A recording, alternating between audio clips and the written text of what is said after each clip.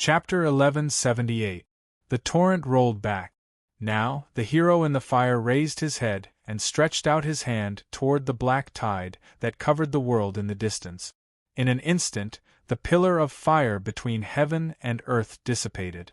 The mighty flames followed his will and turned into a torrential rain that fell, igniting everything again.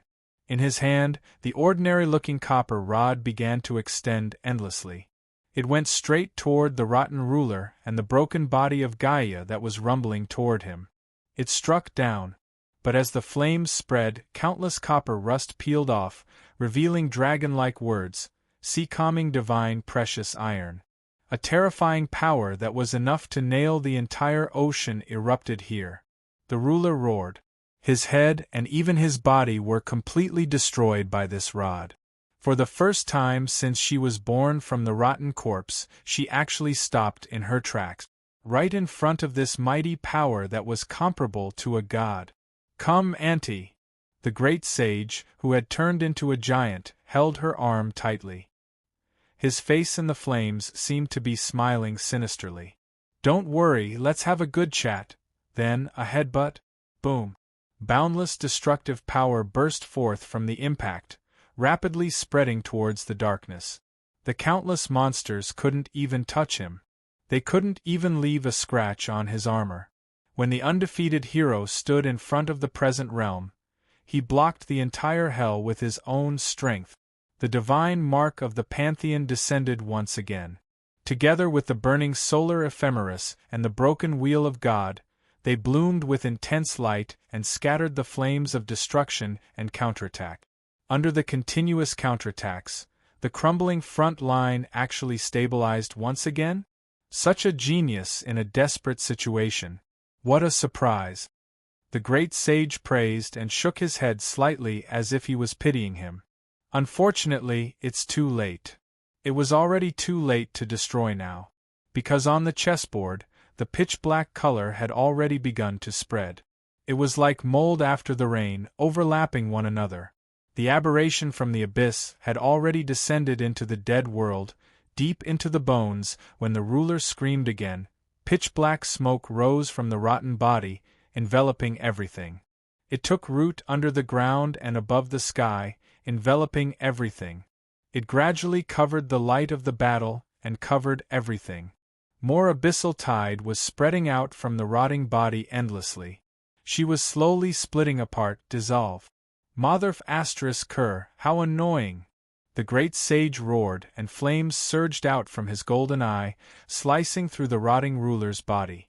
Next, the godly sea-steadying needle slashed down, completely destroying the wriggling head.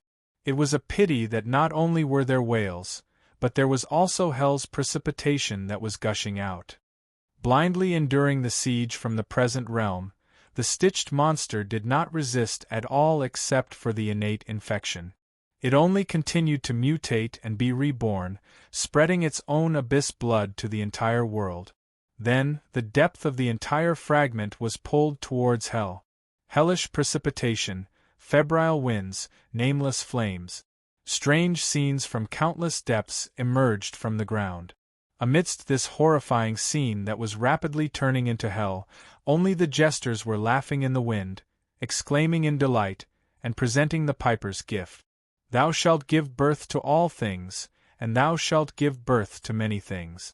The birds in the sky, the fish in the sea, and the beasts that run about shall all be under thy rule. From now on, thou shalt be the mother of primal chaos." Now hell had descended. Even if there were still flames of resistance, darkness had completely engulfed the entire world. In the dead silent palace, only regretful sighs were left. It came from the throne. "It looks like the bet is about to end, my friend." The great lord sighed softly. "It was really an exciting battle. You have used all your means. But even if victory is based on your deceit, from the beginning, our strength has never been equal. Now, what other cards do you have to reverse the situation?" The diplomat in the wheelchair did not speak. Silence. It was already difficult to breathe. A dark and gloomy aura emerged from the old man's body. It was as if there was a tangible darkness wrapped around his face. Gradually, his scarlet eyes trembled. Solidification had arrived. The sound of cracking rang out one after another. Whether it was the surgery of the Survival Institute or the treasures of the various major lineages, they were all dissipating one after another, unable to be effective. Under Isaac's long sleeve, his wrist turned slightly, and a cold snort was heard from the throne. "It's time for you to stop deceiving yourself and others." But in the low thunder, scarlet blood flowed from Isaac's mouth and nose. After becoming Kronos, this was the first time he felt that the undercurrent in the timeline was so violent that it almost tore his soul apart. Right in front of him, the huge chessboard had completely turned black. It broke free from the link of the Bifrost and fell inch by inch into the dark abyss. And as the depth of the fragment changed, more cracking sounds rang out from the surroundings of the present realm. Amidst the alarm that spread throughout the Directorate, the complex connections between countless borders began to rapidly disintegrate and collapse. The present realm's defense line began to disappear. Countless huge gaps gradually became exposed and grew. A large number of fragments fell off from the connections between the borders and fell into the abyss, turning into dazzling rainbows, until finally they were completely swallowed by the domain below the depth. The moment when the bet finally came to an end. The final settlement had begun, and in the rapidly increasing depth of the fragment, at the bottom of the Pantheon Temple, in an empty warehouse, 2 indicator lights lit up above the 2 cultivation cabins, illuminating 2 faces that had been frozen for a long time inside. Their eyes blinked slightly. The fatal specimen was defrosting, and only the last command was left. The decay sequence was about to be triggered. But in the Continuation Institute, the Dean was still motionless. His finger on the trigger seemed to be frozen, motionless. He just looked at the countless data that appeared on the screen, looking for any trace of a turning point or, to confirm the last opportunity before the end. The finger on the trigger pressed down a little. "Wake up!" A familiar voice seemed to come to his ears. Someone shook his shoulder and called softly, "Marcus, wake up!" He said, "Don't sleep anymore." In a daze, the old diplomat raised his eyes again. It was like waking up. His empty vision swept across everything in front of him. He did not care about those unworthy disputes, crises, the abyss, and hell. He looked into the distance as if he could see figures that did not exist here. He saw those familiar smiling faces. Under the gentle sunlight, they gathered under the ancient tree again, laughing with each other. Just like in the past. Where am I? Marcus looked at the illusions in front of him in a daze. He reached out and wanted to touch their faces, but those faces were like bubbles, bursting as soon as he touched them. It was so far away. Only a soft voice echoed in his ears. "Of course, it's in the place you chose, Marcus." Someone said in his ears, "In the dream you don't want to wake up from." There was a cracking sound between the sky and the earth, causing those faces to gradually blur. Everything seemed to be dissipating quickly. Everything in the past gradually disappeared. Together with those memories. Don't be in a daze, Marcus. The person who had died long ago took a step back and smiled at him. "You still have things to do," he said. "The dream is ending, you should leave." He patted his old friend's shoulder, waved with a smile, and turned to leave. Wait a minute." Marcus struggled to get up from the wheelchair and pleaded hoarsely, "Don't go, I still have a lot to say to you." But those figures just walked past him, patted him on the shoulder, and said goodbye with a smile. They gradually went away. They disappeared into the sunlight. It was too late for him to catch up. "Wait for me." He pushed his wheelchair and chased after them awkwardly. "Please wait for me." But no one looked back. In the end, there was only the old man gasping for breath left on the broken road. Their backs could no longer be seen. Tears streamed down his face. A hoarse cry. "Oh, the good old days, please stop. Why did you leave me here alone, so lonely?" At that moment, he closed his eyes, and a desperate cry sounded from the deepest part of his soul, tearing apart the dream that had been lingering for decades. The last sunlight disappeared without a trace. Darkness surged from the old man's body. Along with his sorrowful cry, it erupted. The abyss roared. Countless hells were turbulent in the sudden tide, emitting a resounding roar, like a solemn and cold bell announcement. Towards the present realm, the border, and even all hells, announcing the birth of a ruler. Under the expectant gaze of the Grand Lord, in the endless darkness that isolated everything, only a pair of blood-stained hands emerged, slowly raised in front of Marcus, and held up the solemn crown that descended from the abyss. With this gamble between the present realm and hell as sacrifice and dedication, it achieved an unparalleled disaster. To the frozen soul, it generously imparted the essence and authority of hell. It was only an inch away. And this inch was as far away as the heavenly abyss. When Marcus raised his face again, the bloody hand holding the crown froze in midair. It was held tightly by the old man.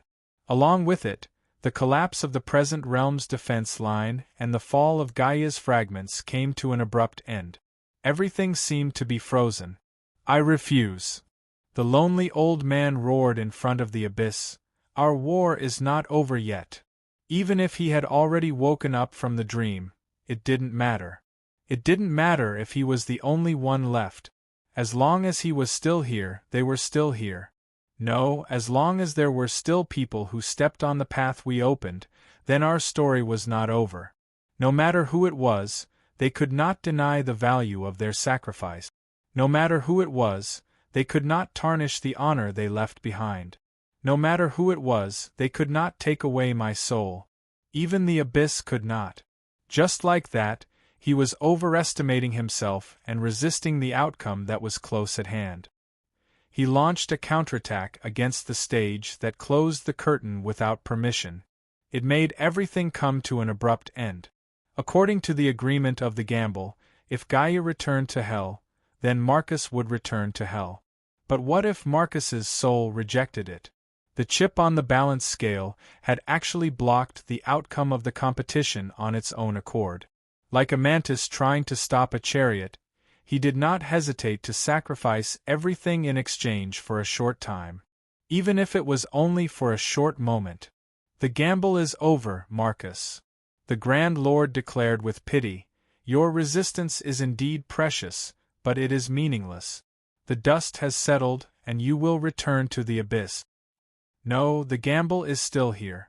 Under the blood crown, the old man stared at the result that he blocked and revealed a mocking smile. So, the rules are still here. At that moment, behind him, Isaac sighed silently. He closed his eyes.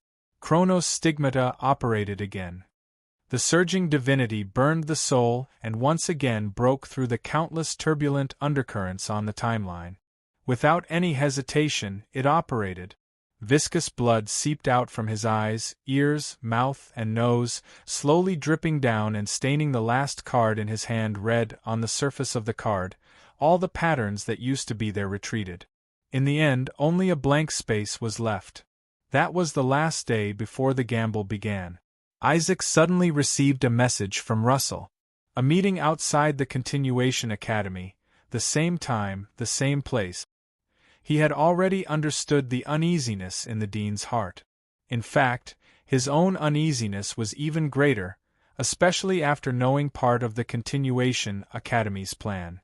But during the meeting, Russell did not ask about anything he knew at all. He did not even investigate any information, and all the conversations did not touch on confidential matters. There was only one order from the celestial genealogy that was given to him.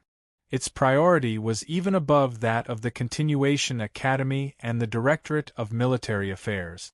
Once the other plans were in conflict with Russell's order, then Russell's order would prevail unconditionally.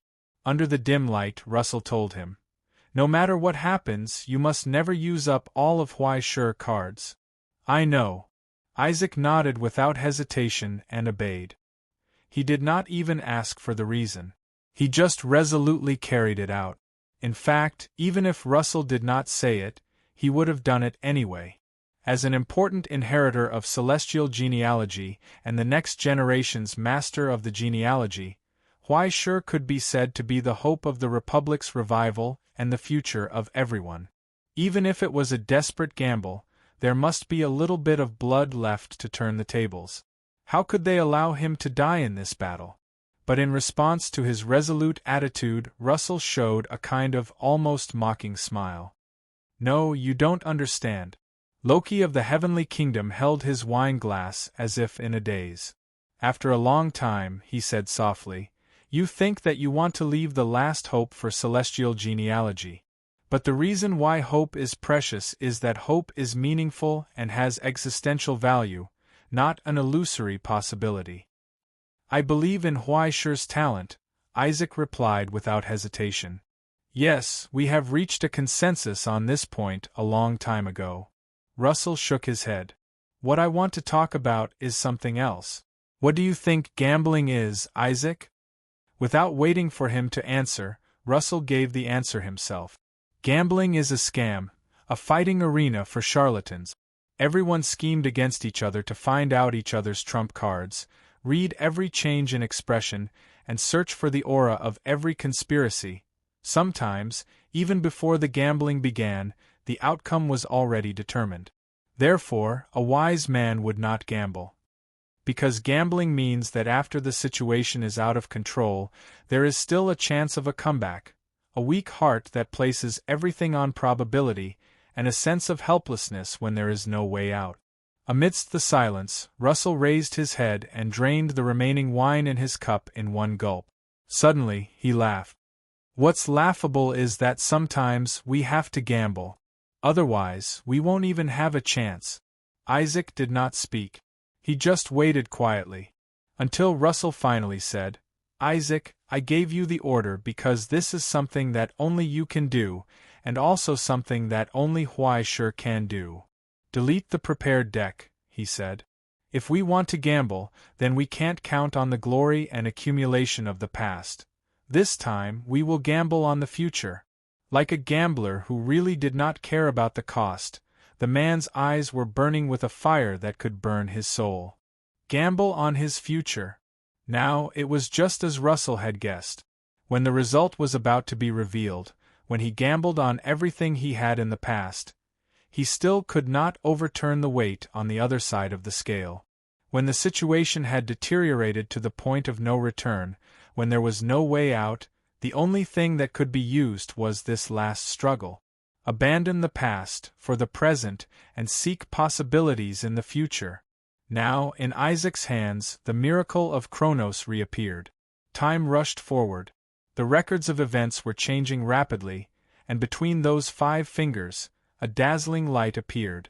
Grasping this precious moment, he exhausted everything he had, divinity, soul, and even origin substance, and threw them all into the chaotic axis of time.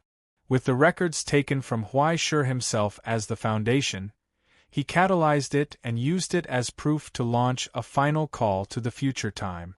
The fierce light in his eyes burned out in an instant. The inside of his body was empty.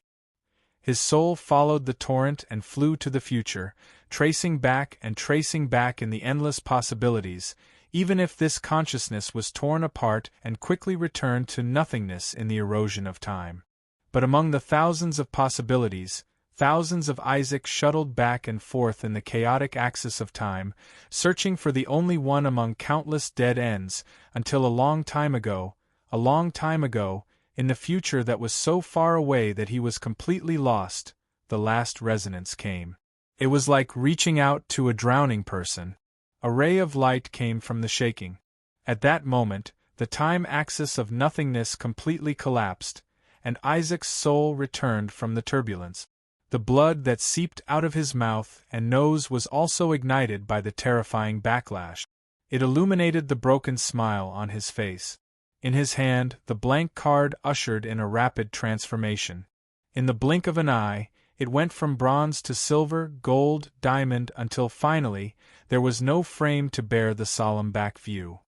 Everything was so blurry, and only the side of his face was so clear. There was no difference from now. but his eyes became so cold and distant. This was the future Huaishur, the myriad world card that the future Lord of Heaven obtained. Huaishur, I entrust the future to you. Isaac used the last of his strength to cast the magnificent light into the chessboard, together with the last hope and wish. Now the future is in your hands. The card of nothingness fell into the chessboard that was about to collapse. Those scenes and records that did not have any power merged into Huaishur's soul without reservation. It was originally just an illusory story and a testimony of the distant future, but at this moment, under the transformation of the final rules, it ushered in the realization of reality. Huaishur widened his eyes in shock. He felt the changes in the depths of his soul, and the jaw-dropping, terrifying power, as well as, all of a sudden, changes. In the brief silence, in the palace, in front of the screen in the legacy court, in the decision-making room of the command bureau, and even in the Chalcedony Hall, everyone stared at the world inside the chessboard. The Grand Lord lowered his eyes, and his face behind the dark clouds seemed to be frowning slightly. The withered king stood up from his chair, and without caring about the soda in his hand, he widened his eyes and raised his head expectantly. Russell was silent and did not speak, but the cigarette in his hand trembled slightly, waiting for the final result. As for Tongji, after being slightly stunned, a strange expression immediately surfaced on her face. Searching for the future is indeed a good move. She leaned on the sofa and sighed helplessly. However, relying too much on the uncertain future may not lead to the expected good results. Following her words, Huaishur, who was on the chessboard, suddenly trembled, and a deep crack appeared on her face. In front of his chest, the crack of the ultimate reappeared and expanded. It could no longer accommodate the rising power and the solemn divinity. His soul burned in the flames, and his body collapsed from the mighty power. His consciousness dissipated in an instant. The soul was reforged, and after the broken crack, a brand new face condensed again. Everything in the world was reflected in the pitch-black eyes, as if he could see through the chess players outside the chessboard, and he did not hide the contempt and mockery that came from the bottom of his heart. Just like that, he casually raised a finger. He pointed at the world that had turned into hell. And so, the sky, the earth, the hurricanes, the flames, the hell, the heroes, the rulers, and even the insignificant dust were all frozen. And then, everything lost its color. The scarlet blood, the paleness of bones, the agility of the flames, the turbid winds, the green rainbow light, and the purple eyes, everything was turned into pitch black under the will of the king's descent. Different from the heterogeneous pollution of hell, it was a purity that no matter how many rotten rulers tried, they could not achieve. Darkness, the eternal darkness that made even the abyss tremble, had descended here. At this moment, joy, sorrow, anger, killing intent, and all the other emotions that originated from the soul disappeared, and there was only despair. Endless despair shrouded everything. But in that eternal darkness there seemed to be light. Right in front of everyone's eyes, as the fragments trembled and broke, there was an existence that could be detected without the naked eye gradually condensing. In the darkness that seemed to have been cast by hell, a solemn outline slowly rose. Above the vault of heaven, from the abyss, a black sun rose. Was that the King of the East, or what? No, was this the sun, or a vortex cast by countless hells? At this moment, a bone-piercing chill spread in every soul, and it was difficult to distinguish whether it was the Savior called by the present realm, or the Lord of Hell that even the abyss had to submit to. And this achievement that was enough to subvert everything, did it come from creation or destruction? But the moment this shuddering speculation appeared in their minds, there seemed to be a mocking chuckle in their ears. Such mockery! It came from the darkness. Because the pitch-black sun was rotating. A terrifying gravitational force burst out from it, pulling the eternal darkness that filled and shrouded everything, causing it to collapse inward, causing everything to be turbulent and swirl in this earth-shattering wave. And in the deepest part of the eternal darkness, a gentle ray of light slowly rose. It was as if the darkness of the entire abyss was used to forge a ray of light. The moment it was born, all the darkness no longer had any meaning. All living beings were bathed in this tranquil and pure radiance, receiving the grace. In just a short snap of a finger, all the eternal darkness burned under the illumination of the light. Along with the precipitation and depth of hell, in this frozen world, there was only a lonely figure standing under the sun. It was as if he had woken up from a long dream. He smiled happily, overlooking everything. No, it's not the son of the abyss? In front of the screen, Tangi widened her eyes and leaned closer, staring at the figure as if she suddenly understood something. It has been changed? She was stunned for a moment, and as if she had witnessed the most incredible miracle in the world, she was overjoyed. There is actually the possibility of such a future being replaced. Ha ha, I knew it. I'm number one in the world, and I'm also number one in the sky. When the surprise from fate revealed a scale claw to her, she couldn't help but cheer and jump up from the sofa in ecstasy. Her bare feet stepped on the leather armrests, the cold floor, and the coffee table that was as smooth as a mirror. She spun and jumped as if she was dancing. When the call of destiny came, she waved her hand generously without being stingy. Take it, why sure, take it all. She jumped, danced, and hummed an ancient song with joy. She stared at the smiling face on the screen and told him, "One day you will become Tai." Why sure seemed to have fallen into the deepest part of the dream again. It was as if he had experienced an incomparably long time in an instant, experienced joy and sadness that he had never imagined, and walked a long road that he had never imagined. He had gained a lot, but lost a lot. But when he recalled carefully, everything was no longer clear. Only when he finally reached the end of the dream did he finally see the familiar figure, the flame-like red dress, and the sly and cheerful smile. So, everything seemed to have an answer. He sighed helplessly. Is it your doing again, Tangi? Well, maybe it's more or less because of me, but it's not this time. Tangi put her hands behind her back and leaned closer. She looked into his eyes and exhaled slightly. Although the following content is a little premature for a pure young man like you. But since you're already here, there's nothing to hesitate about. It doesn't matter to me. She paused for a moment, looked at her contractor provocatively, and asked softly, "But are you ready?"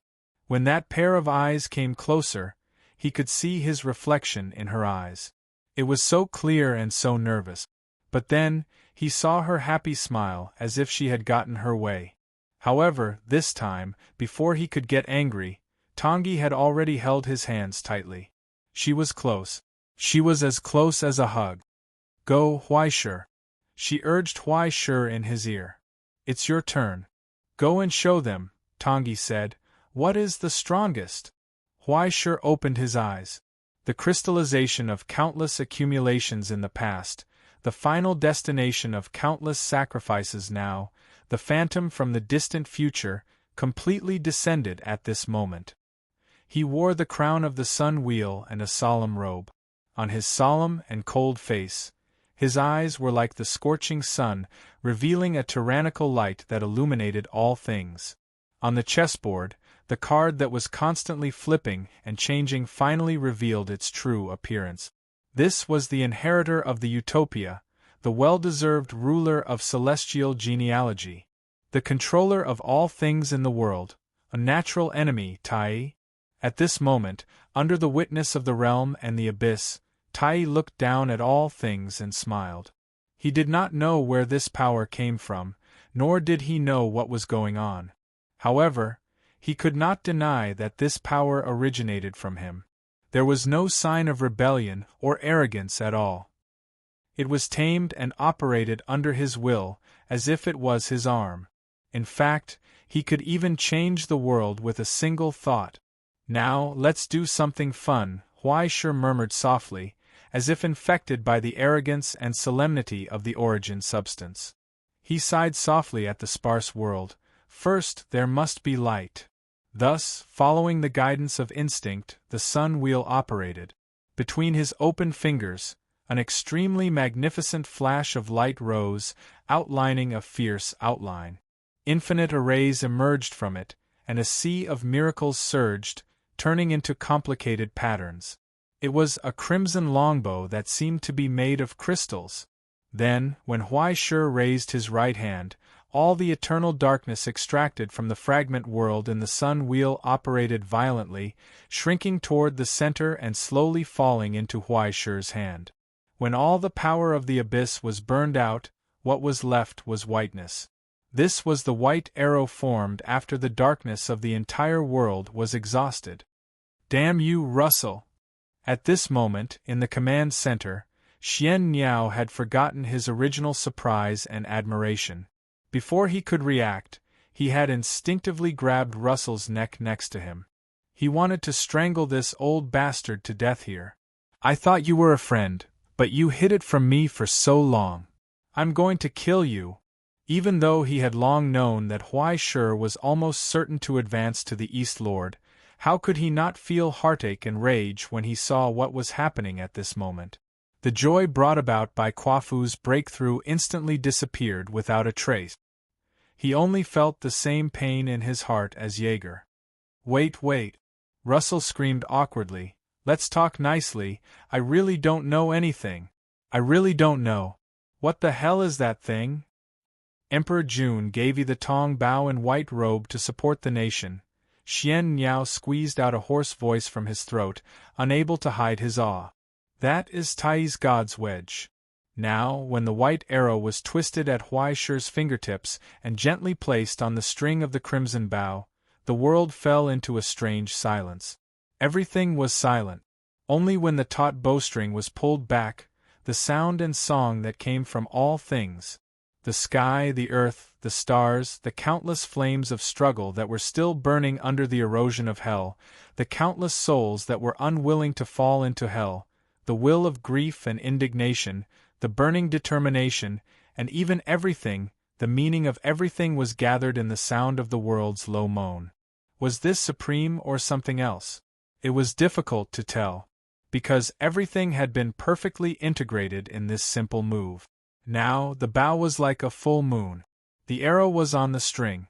In the world frozen by Tai, only the newly born mother of chaos was violently convulsing and trembling in despair. Pairs of scarlet eyes blinked and screamed. But everything was out of her control. The whole world had returned to the hands of the real master. Now, her fate and ending had been entrusted to Huai-Shi's bowstring, shining on the blade of the white arrow. Its name was death, it was the end and destruction. There was no more suspense. The moment Huai-Shi let go, the low moan of all things turned into a resounding roar that shook everything. The light of the world gathered on the arrow. Just like that, it flew out. Just like that, it casually broke through the distance, passing through layers of struggle, countless killings and cries, flying towards the chest of the ruler. Just like that, it silently sank into the corpse that should have been completely buried long ago. Along with the so-called Mother of Chaos, it was destroyed. As the ruler screamed in despair, all the rotting and deformed bodies, along with all the pollution she had spread, all the evil spawns she had nurtured, the hordes of hell, just like a tidal wave, everything was annihilated in this formless wave. Even the drastic changes in the depth were completely frozen as the arrow soared through the air. It was reversed by the spreading power, and it returned to its original path. As all eyes watched, that ray of light coldly crossed the distance between heaven and earth, destroying hell and burning all the pollution that Gaia had brought. It flew upwards with its remaining power. It broke through the restraints of all the rules, transcended from the chessboard, crossed the boundary between illusion and reality, and flew out from the records of nothingness. That ray of light that quickly dissipated with the collapse of the rules of the bet finally fell into the hands of the Grand Lord. The huge hand that was holding the chessboard moved slightly, and it actually slowly let go. It didn't care that the power of the Bifrost enveloped the fragments again. It didn't stop it anymore. Just like that, it allowed the fragments to gradually dissipate under the pull of the present realm, and the collapsed defense line of the present realm quickly reassembled. Amidst the endless thunder, the Grand Lord looked down at his palm and saw the needle-like burn mark on his fingertip. It was as if he had seen a rare sight. After a brief moment of astonishment, he couldn't help but laugh out loud. He cheered for this reversal of the attack. And within the chessboard, Huai Shi had already lost all his strength. It was as if the time for miracles had ended. When the solemn sun wheel slowly dissipated, the magnificent longbow in his hand also disappeared without a trace. What followed was an indescribable sense of emptiness and suffocation. It was as if he had lost a key part of his soul. And in the pain of his soul almost collapsing, a deep exhaustion emerged. Who am I? Where am I? What the hell did I do just now? And although it is said that there will be a bright future, isn't it a little too scary to be so bright to this extent? He murmured hoarsely and staggered to the ground. He no longer cared about the final battle between the present realm and hell in the distance. Huai Shi finally smiled and closed his eyes. He fell into a deep sleep. Chapter 1179. He seemed to have slept for a long time. When he woke up, he felt light and soft all over, as if he had just finished a warm afternoon nap, so lazy. When he opened his eyes, he found that it was indeed a warm afternoon. Just as he imagined, he was lying under the shade of a cool tree. The soft recliner swayed slightly with his movements, and there was a fruit plate and iced happy drinks on the coffee table beside him. A gentle breeze blew, and birds sang and flowers bloomed. It was so peaceful. The only unexpected thing was the chair at the other end of the coffee table, the middle-aged man leaning on the same rocking chair. He had long black hair, slightly dark skin, a high nose bridge, and lively eyes that seemed to have some strange attraction. After looking at him for a long time, people couldn't help but have a good impression and trust him. He was wearing a loose linen robe, and there was a rather familiar crown on his chest. Huai Shi couldn't help but stare straight. He subconsciously got up and his hair stood on end. "Oh, you're awake?" The middle-aged man nodded slightly. "Hello, Huai Shi." "You are?" Huai Shi was stunned. "White Crown King." He secretly flipped through the records in the Book of Destiny and found that the other person's image was no different from the White Crown King he had seen in his dream. But he wasn't as dignified and cold as he had seen before. Instead, he was gentle and kind like a kind uncle. What surprised him even more was the name that the other person said. "You know me. You've seen me, so I've seen you." White Crown King smiled faintly. "It looks like you've matured a lot compared to last time. A man's growth is always fast, isn't it? It's only been a short year." Huai Shi looked around at the blue and flawless sky, and the fragrant grass under his feet that swayed with the wind and the endless earth. He whispered in confusion, "Where am I?" "In your dream." White Crown King sighed. "Oh, it's not easy to come here. After all, this is someone's private territory. Look, that's her special seat." As he spoke, he waved his hand slightly. Folds appeared in the dream, and an inconspicuous camouflage curtain was lifted, revealing a bedroom filled with various dolls and strange souvenirs. At the very front there was a huge sofa that was so soft that one would not want to get up after lying on it, as well as a fridge full of happy water and a mountain of snacks. Huai Shi's eyes twitched. He didn't know what to say. In this day and age, did gods not leave any privacy for others?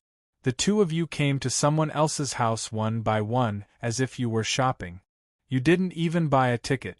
That's enough, don't worry, I won't do anything to you. If you want to talk about it, it actually helped you resolve a lot of side effects. After all, Tong Gong Su Quan isn't something you can use casually right now." The White Crown King flicked his finger, and another strand of golden light flew out, falling into the crack hidden in the depths of his soul. "Relax," he said. "Sorry, I'm still a little nervous." Huai Shi looked at his face, wanting to say something but hesitating. Even if you throw away your identity, your appearance is a little similar to the characters I've seen in many murals. Is that so? The White Crown King summoned a mirror, pinched his chin, and seemed to be scrutinizing it. In the past, if a god system wanted to prosper for a long time, someone had to represent the gods in the human world. Just like the logo of the modern realm, it appeared frequently. But you have more shareholders, and the representative can't have any bias. So, an image that everyone recognizes is the best solution. Since that's the case, why don't you just use the appearance of the CEO? Huai Shi was speechless. He sat back on the chair. No more words. Deep breath. Numb. The White Crown King leaned back on the recliner and smiled. You have a question for me, right? Of course. Huai Shi sighed. So the White Crown King didn't say anything and waited quietly. Until Huai Shi took a deep breath and asked seriously, Are you the person behind Gaia? The White Crown King smiled. But Huai Shi couldn't feel the warmth from before. He couldn't help but feel cold all over. This was one of the things he was most puzzled about. If the Ring of Rebirth was a solution tailor-made for the White Crown King, then the White Crown King must have been deeply involved. Even if he had fallen into a deep sleep at that time, it would have been easy for him to affect the project of the Ring of Rebirth. After all, who could understand himself better than him? Since that was the case, he definitely couldn't leave any flaws or backdoors for others to use against such an important thing. Even if it had been taken by Golden Dawn for modification, how could such a sophisticated and huge thing like the Ring of Rebirth be replaced like a plastic figurine? No matter how much it was modified, the matrix and miracle engraving at the bottom of the structure would not change. Originally, he had only thought of this as Golden Dawn's superb technology. Perhaps they had used the original Ring of Rebirth as a reference and created another one? But when the White Crown King really appeared in front of him, he couldn't help but have doubts. Was the White Crown King behind the revival of Gaia? Do you know how long the lifespan of a god is, Huai Shi? The White Crown King suddenly asked. Without waiting for his reply, he raised his finger and said, 1,000 years. The longest god only has a lifespan of 1,000 years. Compared to mortals, it seems very long, but compared to this world, it seems very short. All along, everyone has used various methods to exploit loopholes. Through the appearance of incarnations, through the replacement of souls, to slow down the consumption of their lifespan. Of course, the more common and convenient method is deep sleep. Through deep sleep, one can stop their own time and endure the long years. Just like how I am now. Normally, in each god system, there are only a few people carrying out their duties. The others will enter deep sleep in stages and take over each other. They will share their own research and skills, using different methods to search for a way to transcend the mandate of heaven. The most common method is the exploration and research of the world itself. This is what you call Gaia. This name is actually very appropriate. The accumulation and foundation of Mother Earth is indeed at the forefront of the gods, and the foundation of the Ring of Rebirth is the use of the present realm's essence and the imitation of the Pillar of Spirit's essence. The difficulty of using it on Gaia is not as great as you think. He paused for a moment and answered honestly, Of course, there is also my tacit consent. Why? Huai Shi frowned and asked coldly, Does the great White Crown King also want to place a bet between the present realm and hell? Is there a better way to test the abilities of the present realm? The White Crown King asked calmly. The first bet between the present realm and the abyss was witnessed by me.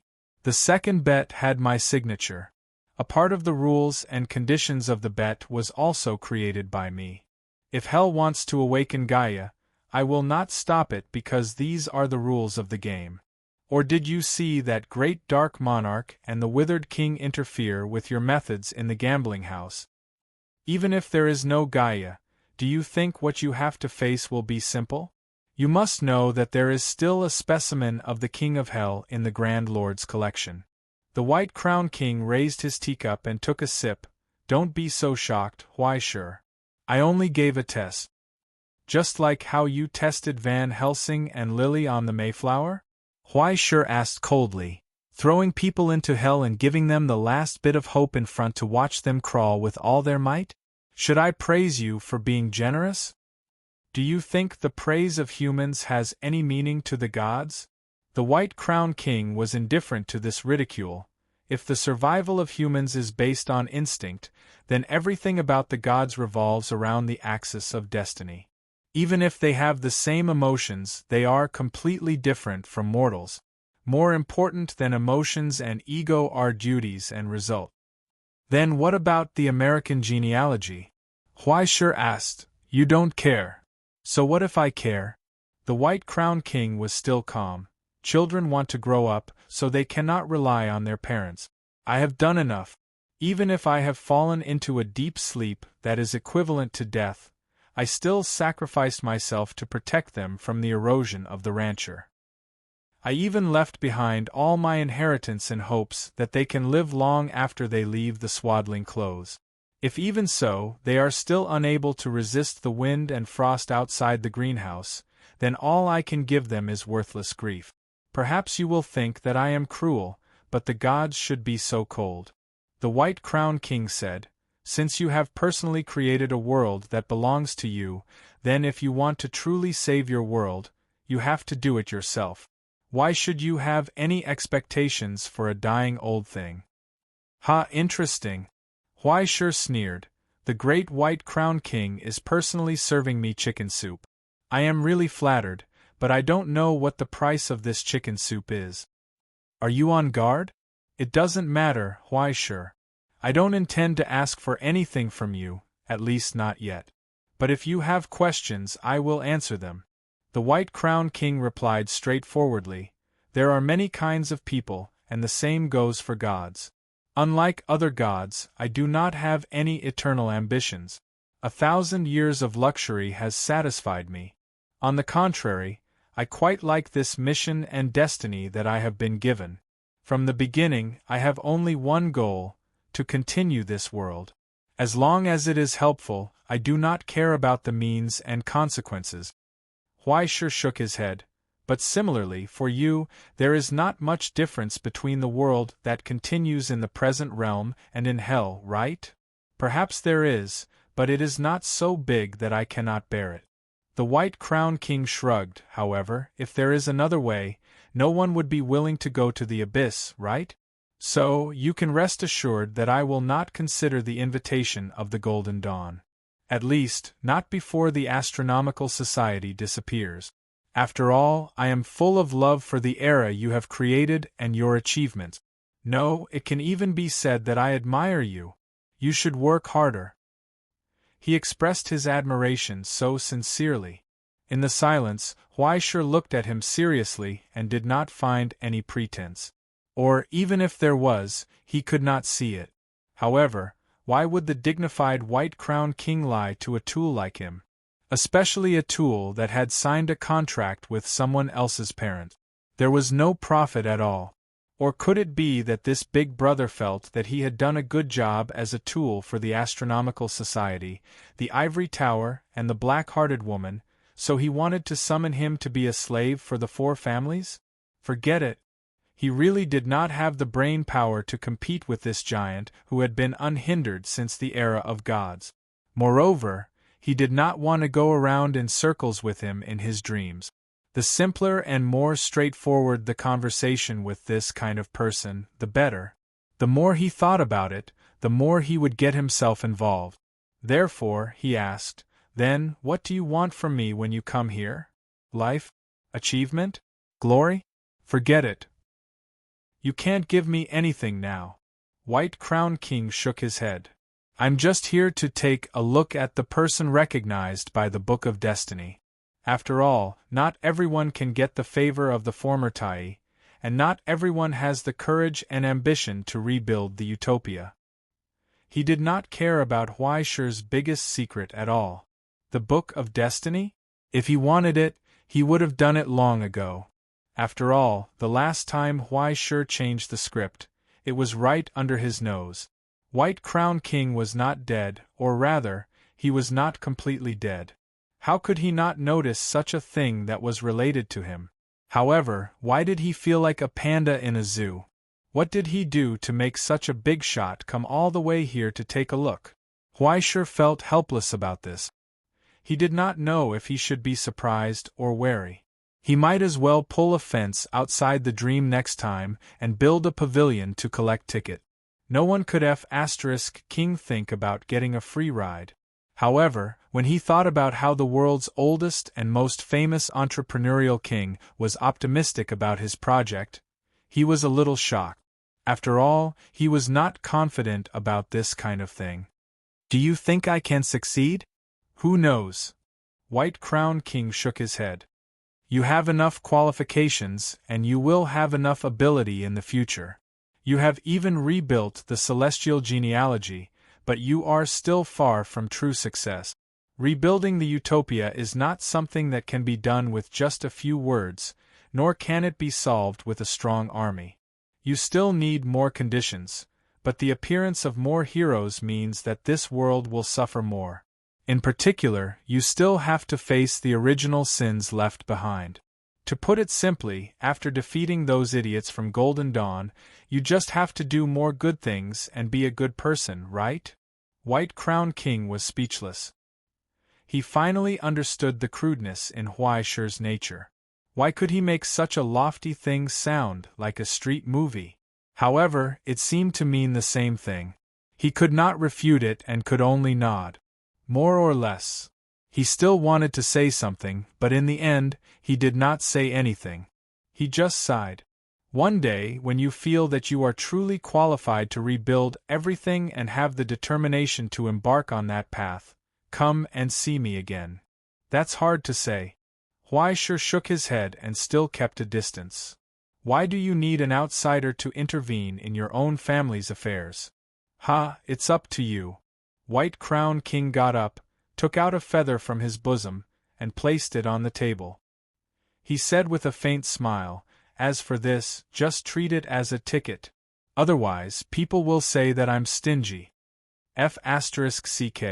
How can you guys read my mind so easily? But what was this thing? A divine artifact? You living true gods are really magnanimous. Huaishir could not help but feel a little expectant. Although shrewdness is not common, this ability to write everything on your face might also be some kind of rare talent, right? White Crown King sighed faintly. "Don't think too much. If I have a divine artifact, I will keep it for myself. How can I give it to you? It's just a simple blessing. Just like what Balder gave to Izzy. In the future, when you deal with the American genealogy, take this thing out. You can more or less earn some benefit. Just don't bully Liz too much." He miscalculated. So that stinky sister had such a strong backer behind her? Then, should he make their relationship closer? The corners of Huaishir's eyes twitched violently. But after thinking twice, he immediately reacted. He immediately cut off the thought and put on a pure and innocent expression as if he did not know what White Crown King was talking about. The White Crown King gave him a meaningful look. "As for the last sentence, let's say something unlikable," he said. "I don't like to talk behind people's backs, so you can pass on this sentence to her face. Be careful of your contractor, Huaishir. What she wants is not that simple." After saying this, the figure slowly dissipated. Huaishir was left in place with a confused expression. He did not even have time to ask, "What the hell?" He did not start to suspect Tongi just because of a few words from someone he had just met. He was not shocked at all. Instead, he was filled with some kind of strange confusion. What? Tongi wanted to cause trouble? Do I need you to tell me that? If Tongji's thoughts were as simple as world peace, he would have eaten the bow from before. However, as he leaned on the recliner and thought of that black-hearted woman, he became more and more tired.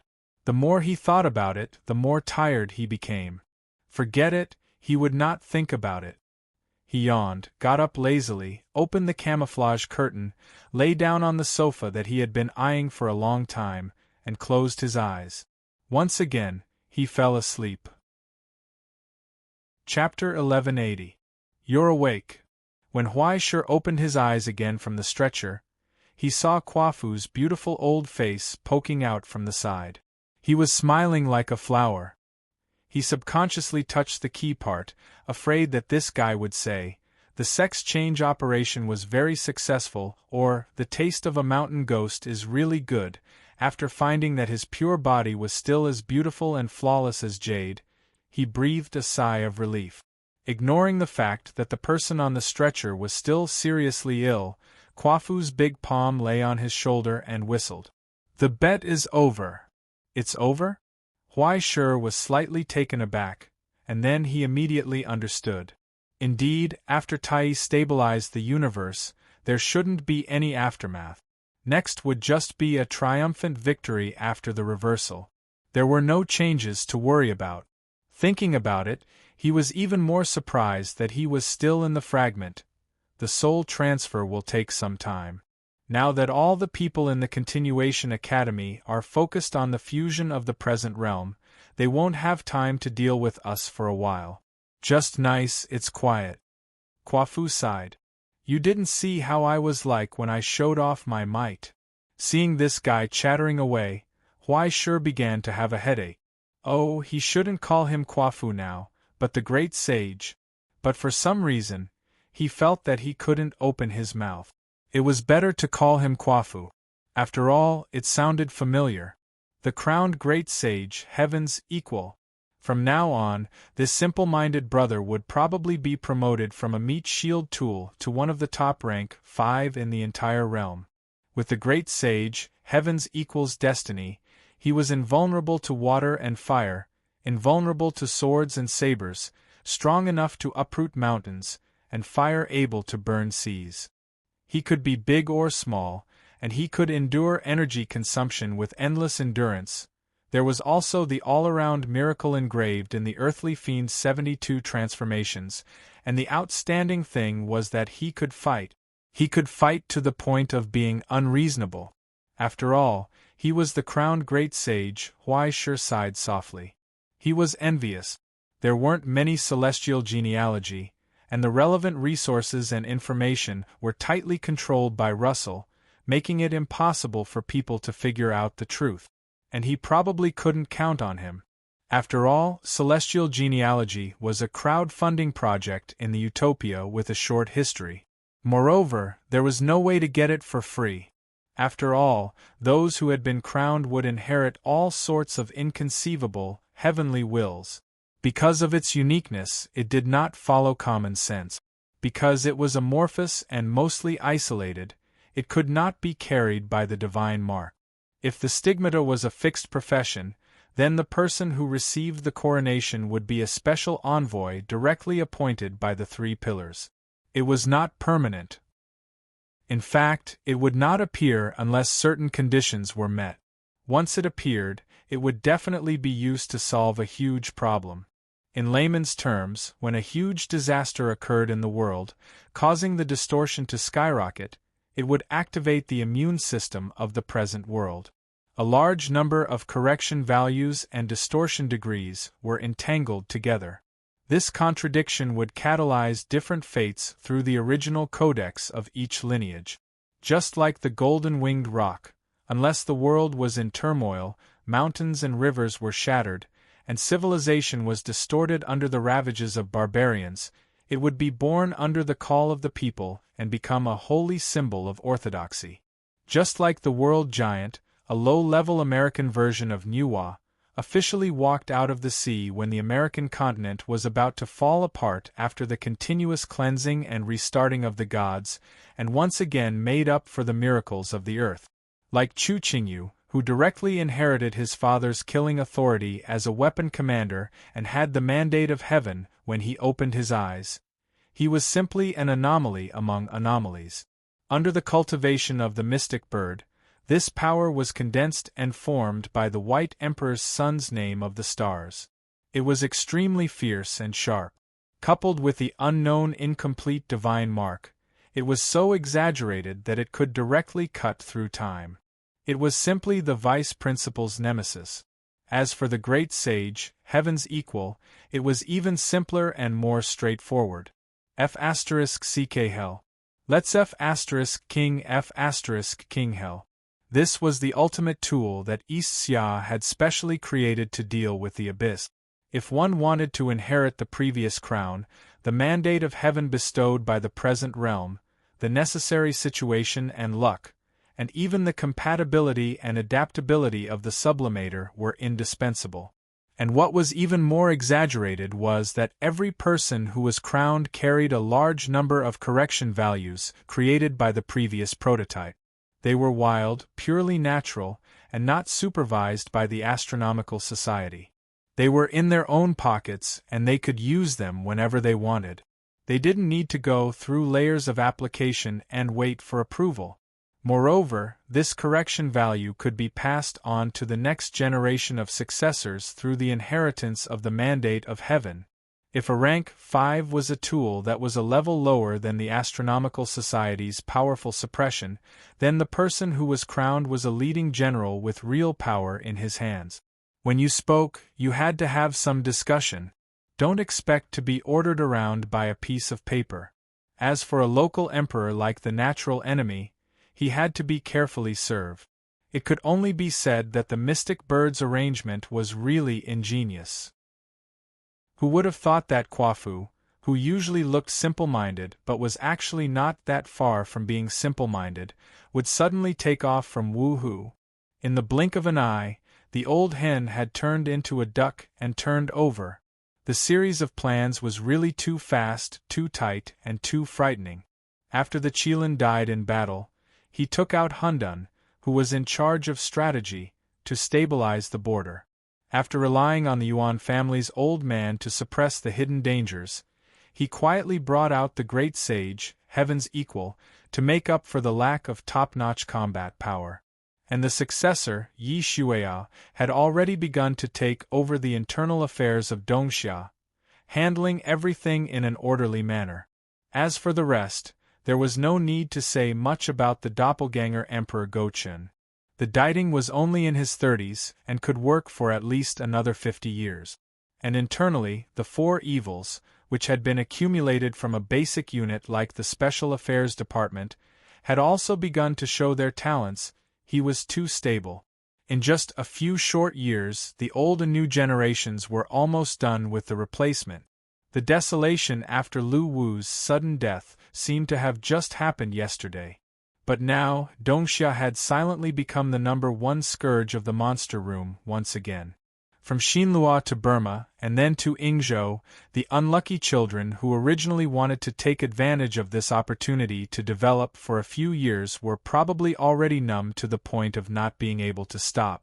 And this old brother of his who was beaming with exultation in front of him had probably become a candidate for the future nemesis of Dongxia, right? No, Xian Niao's arrangement, it was better not to guess. Who knew if some ridiculous development would happen in the future and cause him to sprain his waist?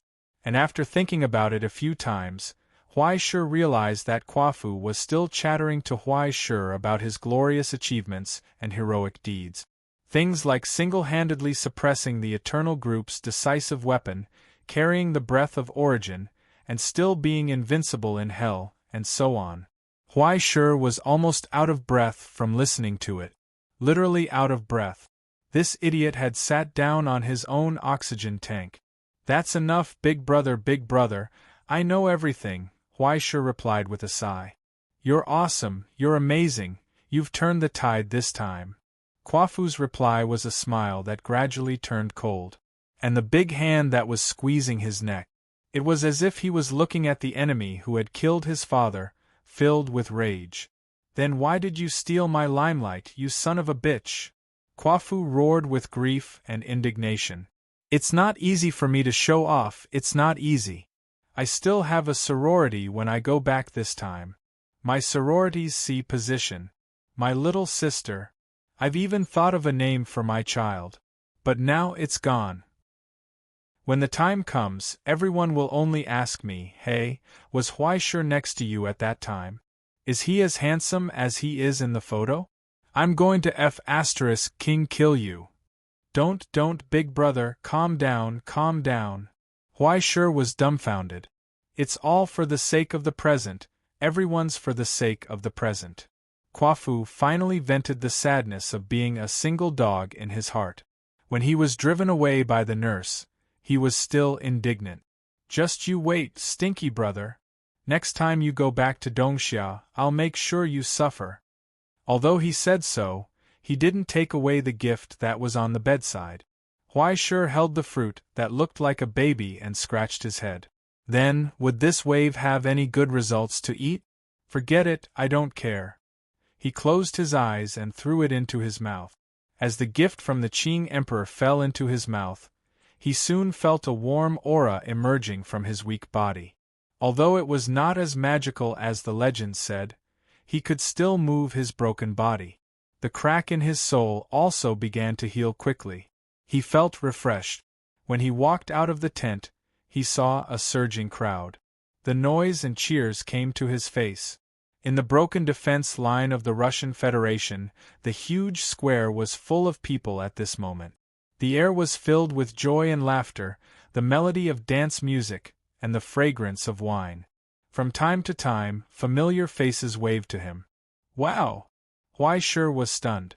Is this a festival? Huaishir? In the crowd, Ms. Chen waved to him. Here. I thought you couldn't make it. As she spoke, she gave him a glass of beer. Here, this is yours. Drink. Wow, I'm a seriously injured patient. It's not good to drink this, right? Don't be so picky. Anyway, this body is disposable. It's better to drink until you die. Ms. Chen had obviously drunk several rounds. 2 intoxicating blushes appeared on her slightly pale face. In a few hours, this world will be merged with the reality, and everyone will leave. So, someone suggested to organize a cocktail party at the last moment. As a result, there are more and more people, and the beer is almost out of supply. Haha. It hasn't been so lively for a long time. Don't worry about it so much. Cheers. Pa. After clinking her glass with Huaishir's, Ms. Chen raised her head and drank 2 whole pints of beer in one gulp. She sighed comfortably. She patted him on the shoulder, obviously very appreciative of his performance. I didn't expect you to be so good. You have a promising future. Remember to take me with you when you become powerful in the future. After that, she suddenly leaned closer and asked in a low voice, Since I support you so much, can I borrow your book Lord of the Flies for a few days? Huaishir was in a daze. Thinking of the rumors circulating in the school, he looked at her with a particularly painful gaze. Do you want to read Lord of the Flies? You obviously want to read Orton's Body. But what does this have to do with me, little Pepaloo of Huaihai? Just lend it. Don't worry, I'll lend it to you. He patted his chest loudly. Who are we? Isn't my book your book, elder sister? By the way, when we ask old bastard for the budget at the end of the year, why don't we? The two of them got together sneakily and talked about important matters in a few words. They looked at each other and showed a tacit smile at the same time. Good boy, so you're such a person. You're so bad, but I like it. As soon as the short conversation ended, more people had already gathered around. Boss, do you still need a leg accessory? I joined Celestial Genealogy from the bottom of my heart. Do you still need people over there? Go away, go away. You Romans should go away. We Dongxia people haven't spoken yet. How dare you? Mr. Huaishir is a Grand Knight of the Russian Federation. Watch your words. Hey, when are you coming over to give us some guidance? For a moment, Huaishir was swallowed by the crowd before he could react. Those familiar faces clinked glasses with him, joked with him, and congratulated the winner of the bet. When Huaishir finally broke free, he was about to faint from drinking. He staggered a little as he walked. But when he turned around, he saw a girl in a red dress sitting in the corner. Liz. Why are you here alone? Huaishir walked over and asked. When everyone is happy, I don't want to annoy them with a straight face. Liz glanced at him. Why? What nonsense did you think of to say to me?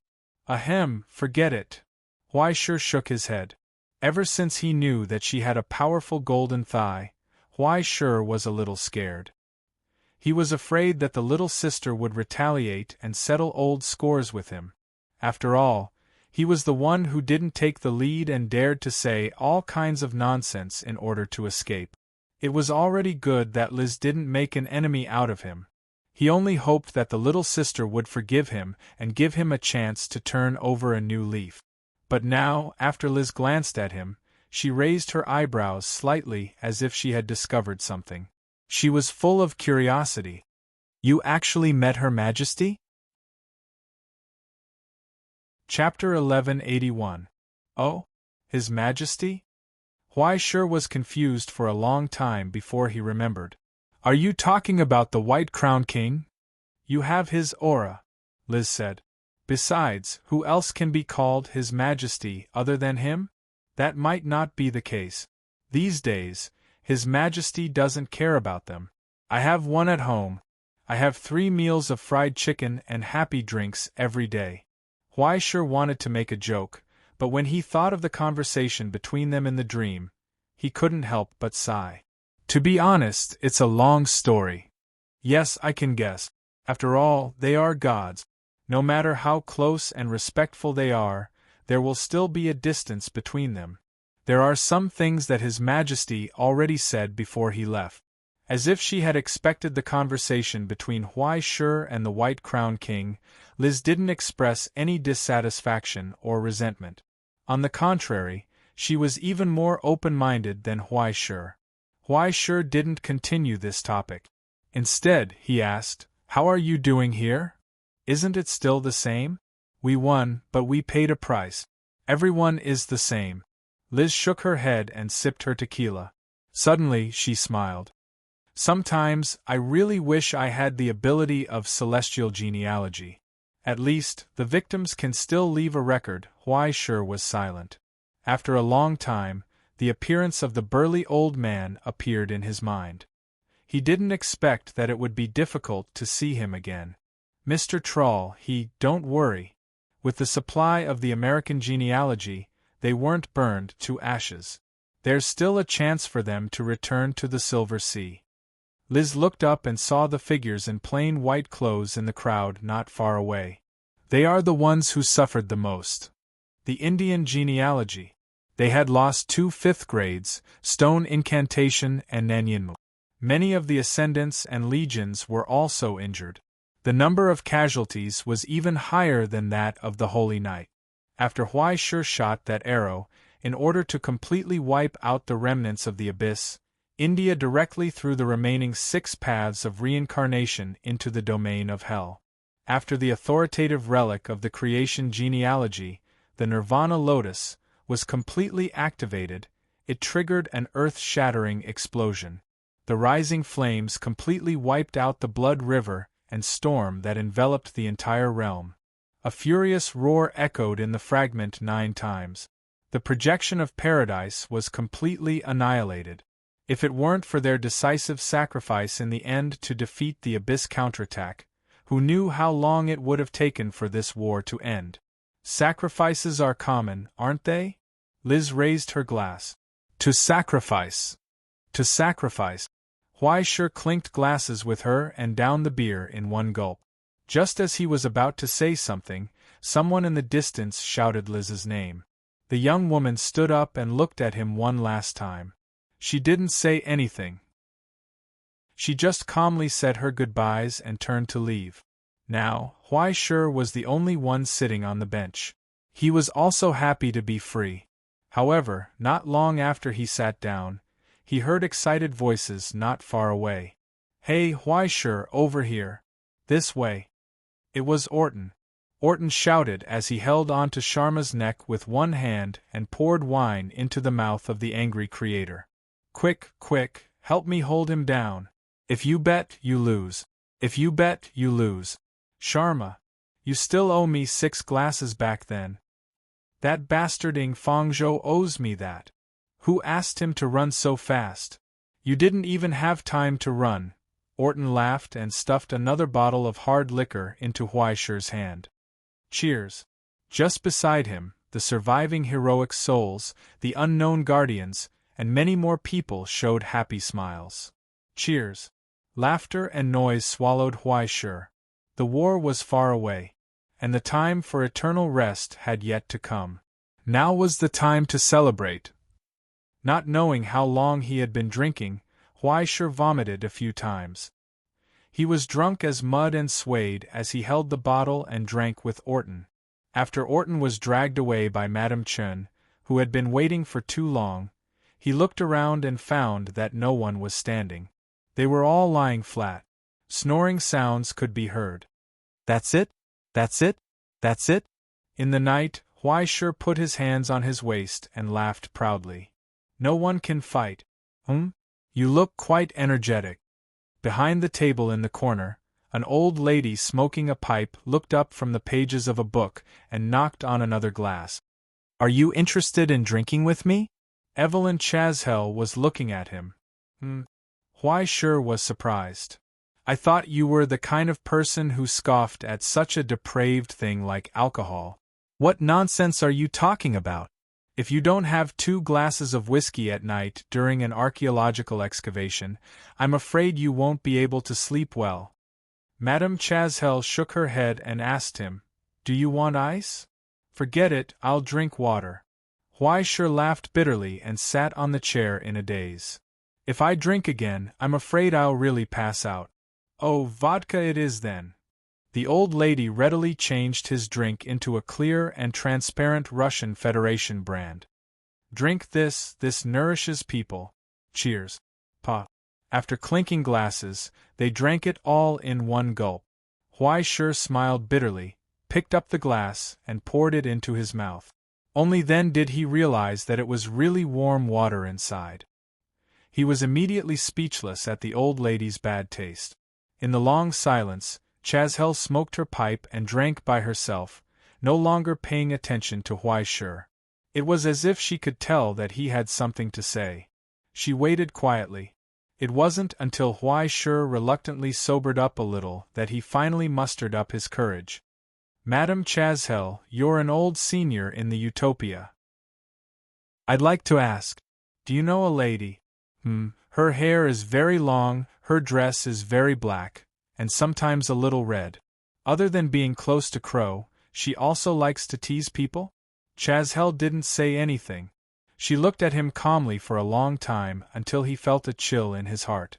Then, she slowly said, Why don't you just say the name Tanguy? What are you trying to find out? Huaisher was dumbfounded. Do you really know her? Nonsense. I've known her since I was 16 years old, much longer than you. It's not like I don't know what the relationship between the two of you is. Why do you have to be so secretive? As usual, the old lady didn't give him any face. If you have a question, why don't you ask her directly? It's inconvenient. Chashel looked up, as if she had seen something from Huaisher's complicated expression. She couldn't help but laugh. Okay, then ask. Huaisher thought for a long time. In your opinion, what kind of person do you think she is? I don't know. Chashel answered without hesitation, leaving Huaisher dumbfounded. Now that I think about it, it's really nostalgic. Evelyn tapped the ash in her pipe and sighed softly. To be honest, I understand that you're confused and at a loss. Huaisher, I've also thought about this question. She was always alone and didn't show up much. She even disappeared for a long time later. Even in the Utopia at that time, many people had never heard of her. When Heaven's Inquisition Road was first established, I provided a few opinions as an assistant, so I interacted with her a few more times than the others. Many times, I felt that I knew her well enough and had an answer in my heart, but it would quickly be overturned. Chashel thought for a long time and shrugged helplessly. Even if I can get her favor, it's only because I'm lucky. She's that kind of person. Unless it's the end, she'll never give you an answer, nor will she let anyone know how she views you in her heart. Is she really a former member of the Utopia? Who knows? Chashel smiled. Her identity has never been made public in the utopia. Apart from her own matters, she has never interfered in internal affairs, nor has she ever claimed to be a member of the utopia. Just treat it as a cooperative relationship. She's like a traveler passing by, watching us add bricks and tiles in full swing. She'll give us some opinions, affirmation, and encouragement, but from the beginning to the end, she hasn't really participated in it. When she was young, I thought she was very free and easy. But when she got old, I realized that she might just not want to have any contact with others. Chazhel said softly, she doesn't want others to understand her, nor does she like others to get close to her. That's why she deliberately keeps a distance from us. Huaishur was silent as he drank his water. He did not speak again. Are there no other questions? Chazhel looked at him.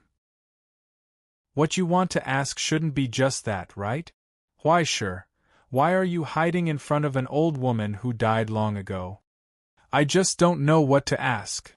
Huaishur shook his head and smiled bitterly. To be honest, I'm afraid. What are you afraid of? I don't know, so I'm uneasy. Huaishur lowered his head and sighed tiredly. I don't know what she wants, nor do I know how she views me. That's why I'm afraid. He was not afraid of her, nor was he afraid of whether she had any conspiracy. Instead, he was afraid that one day, he would have a disagreement with her. When that time comes, what should he do? He leaned back on the chair and closed his eyes. Now, someone is telling me to be careful of her, but I don't know what to do. Be careful of her? But could he avoid such an outcome by being careful? Or would it be better to draw a clear line from the beginning and use each other? If, from the beginning, everyone had made it clear, you will be my golden finger and I will be your tool. Everyone will do something big together. Would such a relationship be clearer? Be careful of her? Chazhel was stunned. After a long time, he could not help but laugh. Ha, you really should be careful of her, Huaishur. Be more careful than now. Huaishur was dumbfounded. However, when he raised his head, he saw the old woman's expression. It was so helpless, as though she was looking at a disappointing child. Why wouldn't I be careful, Huaishur? Chazhel asked doubtfully. Could it be that you think she never gave you a choice? Or could it be that as long as you stand there and do nothing, you can avoid such a future?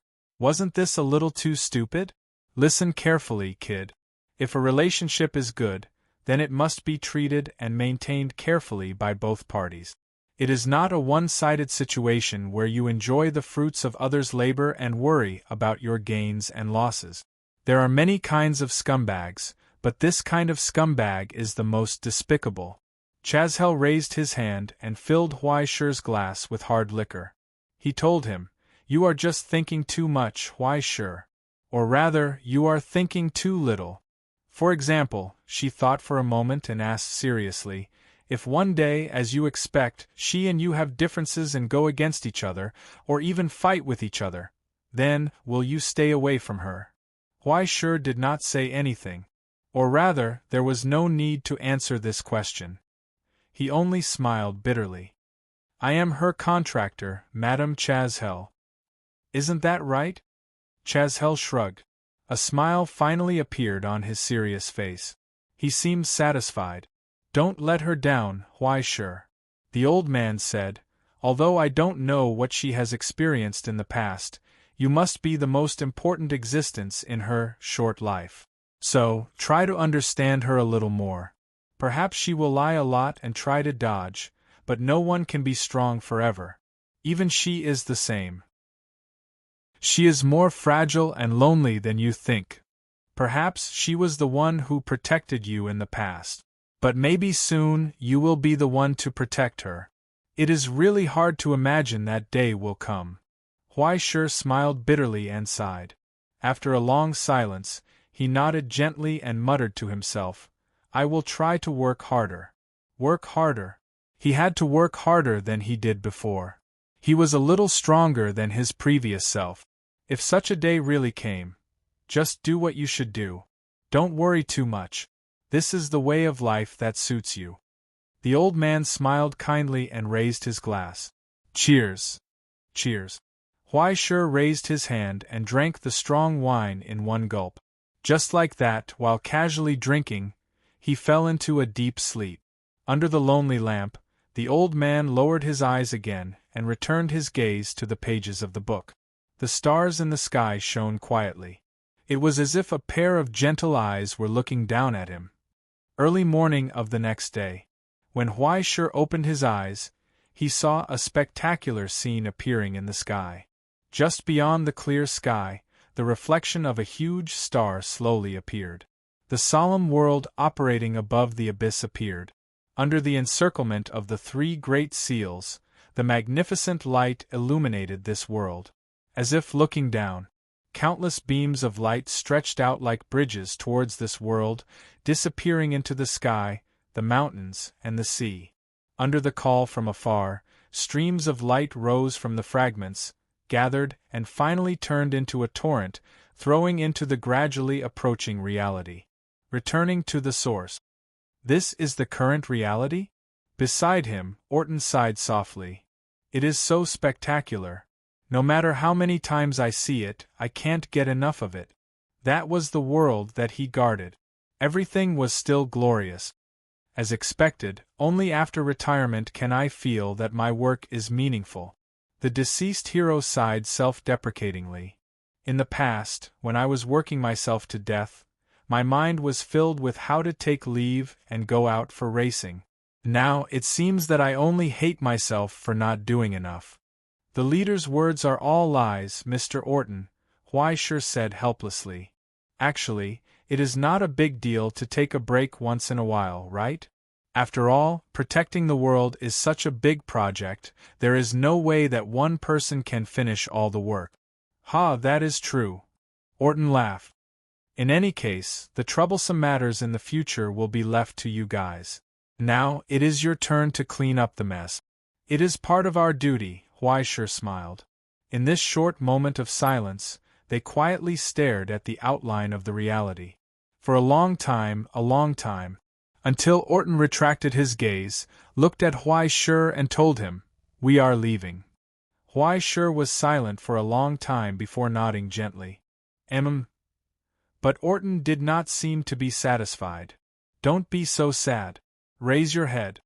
Orton reached out and patted his shoulder. I will leave my final battle BGM collection to you. You have to work hard. Previously Beelzebub taught me a new word for the reality. Stand up. It is stand up, right? Huai-Shi nodded. He heard footsteps behind him. The deceased souls gathered. They talked and laughed with each other, pushing and shoving each other as they looked up at the outline of the reality. Noisy sounds came from the wind. It was so relaxed, but it did not make them happy. Everything in the fragment seemed to be rapidly dissipating and becoming transparent, gradually evaporating.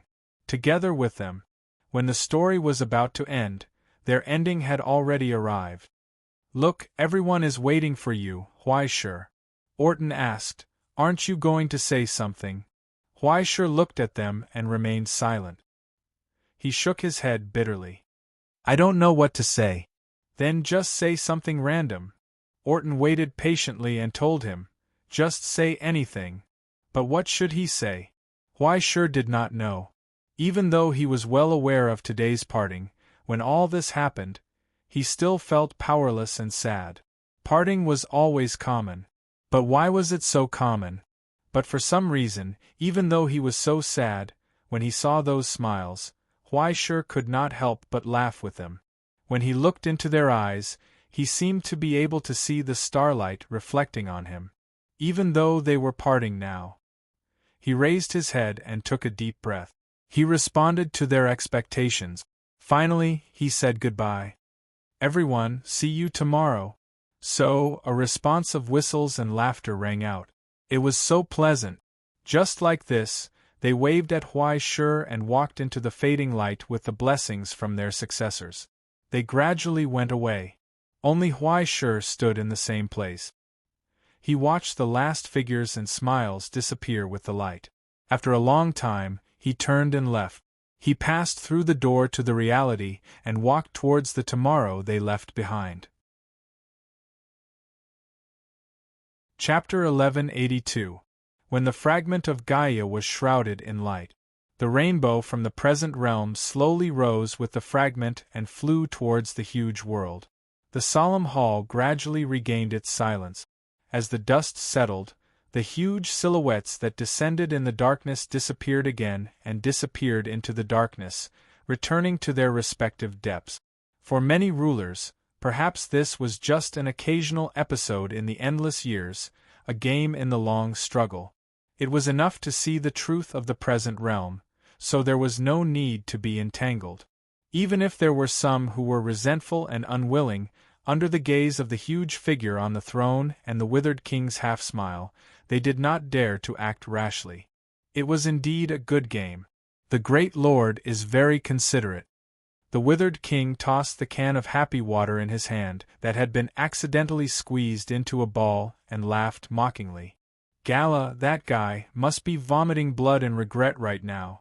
Haha, there is still such an exciting thing after he left. He did not make it in time at all. There will always be a chance. The great lord replied indifferently. If you ask me, such an interesting thing should come more often. Just like the Hell Sports competition in the Blessed Land, it is held once in 100 years. It is definitely very interesting. The withered king sighed regretfully and looked at the chess players in the present realm. I did not expect that in just 3 games, you would bring so many surprises. I am looking forward to your future performance more and more. To think that he would be able to fight against so many heroes during the end of an era. This was truly a thrilling experience. Ha ha ha ha.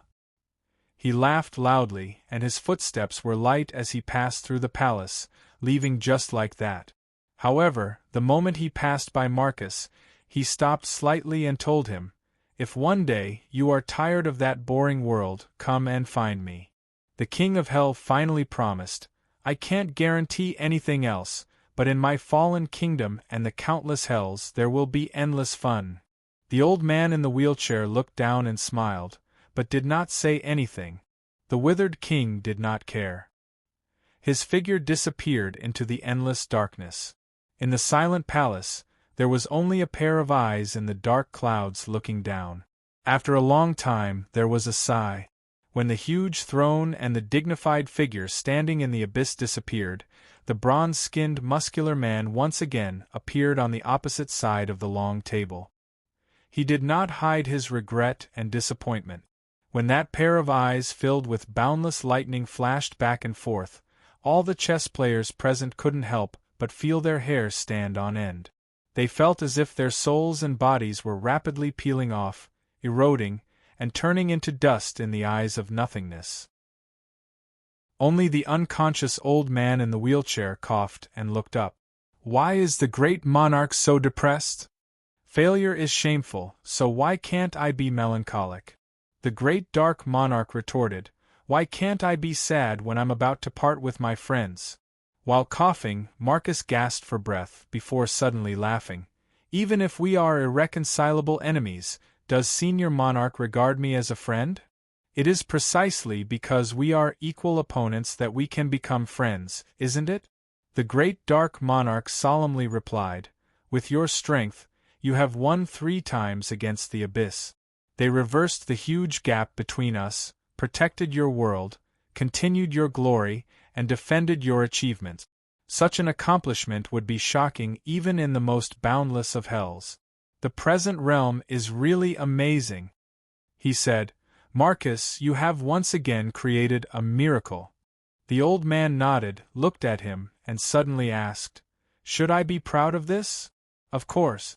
The great dark monarch responded decisively, "This is what you deserve." "No." Marcus shook his head. He did not smile. He just looked at the King of Hell behind the long table. There was no change in the expression on his aged face, as if he had never felt any pride or complacency about this achievement. "What does this have to do with me, great dark monarch?" Marcus asked doubtfully. "That is the labor of my hands and feet and the perseverance of my bones. My muscles paid the price, my blood flowed and sacrificed, while I only had my lips and tongue.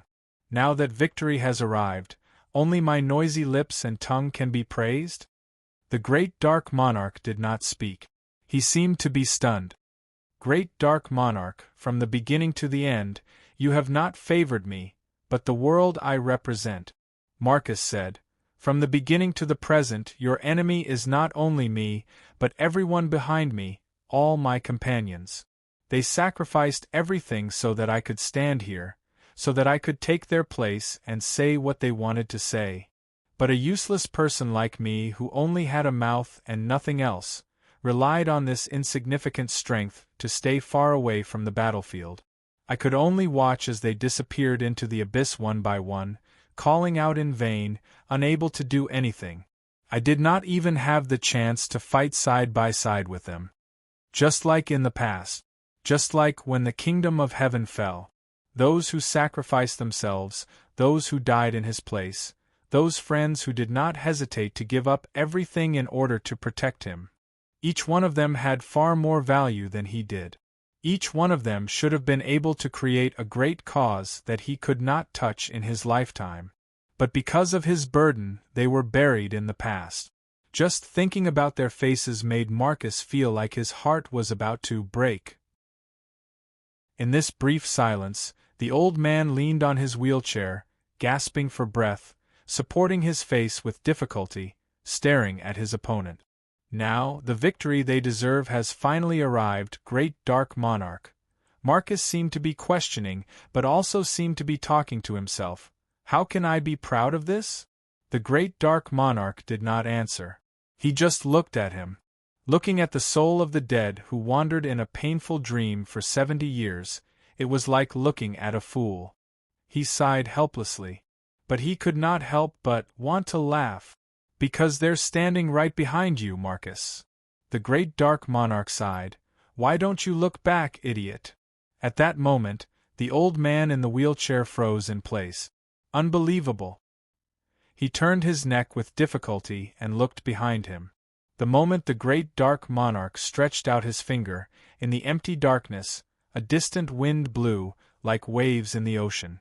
A tide emerged. Endless phantoms stood there, like a tide sweeping over from the passing of time, converging into an ocean. They stood in the darkness with a smile.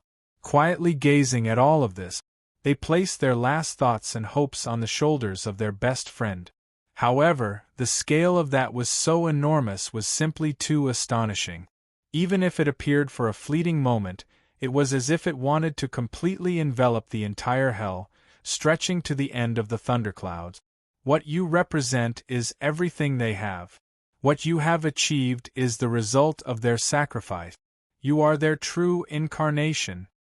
Be proud of it, Marcus. The great dark monarch told him. As I said, this is what you deserve. In a brief silence, Marcus stared at their gradually disappearing figures. Tears were already streaming down his face, but his smile was so proud and satisfied. Of course. When they came, the etiquette was thorough, as if there was an abyss opening the way, and countless large groups of escorts went straight to the deepest part of hell. When he returned, there was no longer any grandeur, nor was there any ceremony. But it was more grand than any ceremony. This was because the only one accompanying him was the Thunder Grand Monarch. Thus, standing on the border between hell and the present, he lowered his head and looked at the old man in the wheelchair. "It seems that this is the end." The old man solemnly nodded in thanks. "Then, this one will return. Time is always so short. The first time I met you, it seems like yesterday."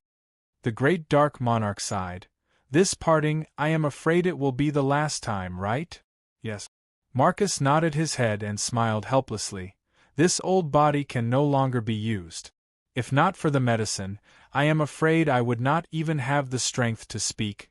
How would I have the strength to fight against the great dark monarch?" "What a pity, Marcus, what a pity!"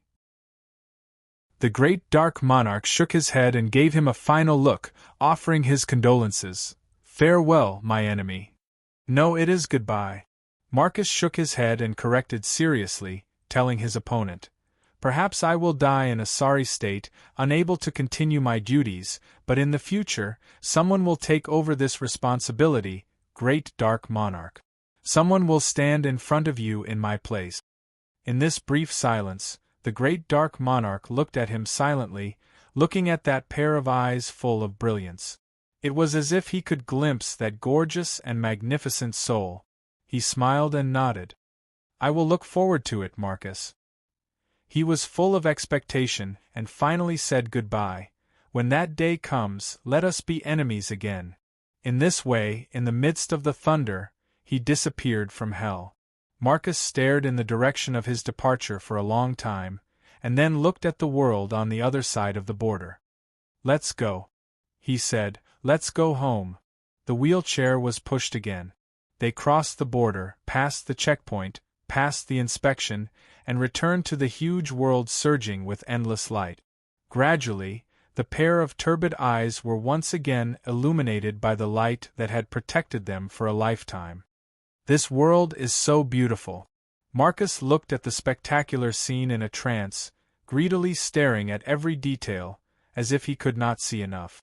He sighed in satisfaction. He closed his eyes. "Mr. Marcus?" Behind him, Isaac noticed something unusual and gently patted him on the shoulder. "Mr. Marcus." Marcus did not speak. Only silence came. Isaac reached out, wanting to touch his face, but he did not dare, as if he was afraid to wake him up from this beautiful dream. After a long time, he finally understood what had happened, and hoarsely shouted his name, calling. Regardless of the splitting pain in his soul, he forcibly reached out, trying to grasp the time axis again, and call back the lost time. But Nakajima stopped in front of him and shook his head. Isaac looked at him, pleading with his eyes. Nakajima avoided his gaze, unable to do anything. In this silence there was a vague choking sound. The old man in the wheelchair had already stopped breathing. Only the light of the morning sun illuminated the smile on his mouth. So satisfied. "Everyone, I am back." Chapter 1183. When all the hustle and bustle returned to silence, the deepest part of the Continuation Academy was still as busy as ever. In other words, now was their busiest and most tense time. 9 mountains for nothing. No matter what, they couldn't afford to have any mishaps at the very end. Otherwise, the Continuation Academy wouldn't even need to deal with it. Just the major pedigrees that sacrificed so many members in vain would tear them apart. A notification from the underlying framework. In 2 hours, the fragment has already entered the present realm's orbit after being disassembled. In 2 hours and 16 minutes, it will completely dissolve. Has the law coordination begun? Doing the final verification. What about the ascenders? They have all been withdrawn just 6.5 minutes ago. Check it one last time. Don't leave behind the important supplies and results. Just outside the huge floor-to-ceiling window, the scholars in the huge space nervously carried out the final calculations and deductions under the huge screen. Behind the floor-to-ceiling window, Jaeger, who was sitting on the sofa, finally relaxed. He was limp. He was sweating profusely. The gamble that staked the entire present realm's safety had finally come to an end. And just under the big screen, the technicians from the Continuation Academy were constantly extracting, freezing, sealing, and sending the experimental results from all the fragments to various departments. God knows how much profit the Continuation Academy had made from this gamble. Many experiments that could not be attempted in the present realm were secretly deduced and implemented in the fragment. Among them, the most creepy ones were the 2 life support pods that were quickly sealed as soon as they were teleported. The remains of the 2 destruction elemental elements were properly stored. Seeing the 2 wreckages go away, Jaeger breathed a sigh of relief. After all, that thing was only a few hundred meters away from him. If he accidentally triggered it, he wouldn't be able to run away. Then, there were 3 crystal cubes that sealed 3 different kinds of flames: green, white, and crimson. The 3 reflected each other and shone brightly. They were faintly about to fuse into one. The man in the headscarf took a deep breath and suppressed his excitement. He took it from the Continuation Academy's staff with a blank expression, turned around, and hurried away. Immortal Stonecutter's final vow, the divinity left behind by Mother Nirvana, and the fruit of the Nirvana lotus, maintenance, destruction, and creation. The essence of these three elements has truly fused together in the Gaia fragment. Jaeger stared at this scene and couldn't help but sigh softly. After hundreds of years, the long-cherished wish of combining the three Indian lineages can finally be realized. In this gamble, many tragic sacrifices had been made by the Indian lineage. They didn't even want anyone else to get involved. It was as if they couldn't wait to die. What was hidden behind this was the sorrowful wish that had been passed down for hundreds of years, the fusion of the three elements. With the passing of the Indian gods, not only did they leave behind their inheritance, but they also left behind the curse of the Origin Codex. For hundreds of years, the three elements of creation, maintenance, and destruction had been fighting endlessly. They were unable to merge, and even their natural enemy, the Azure Neck, was unable to suppress them. After all, even if the power of destruction was unparalleled, could it rely on brute force to completely subdue the creation and maintenance elements? Even if it was subdued and succumbed to the creation and maintenance of destruction, could it still retain its essence? There was no lack of knowledgeable people in the three families who wanted to rebuild the three elements, but how could it be so easy?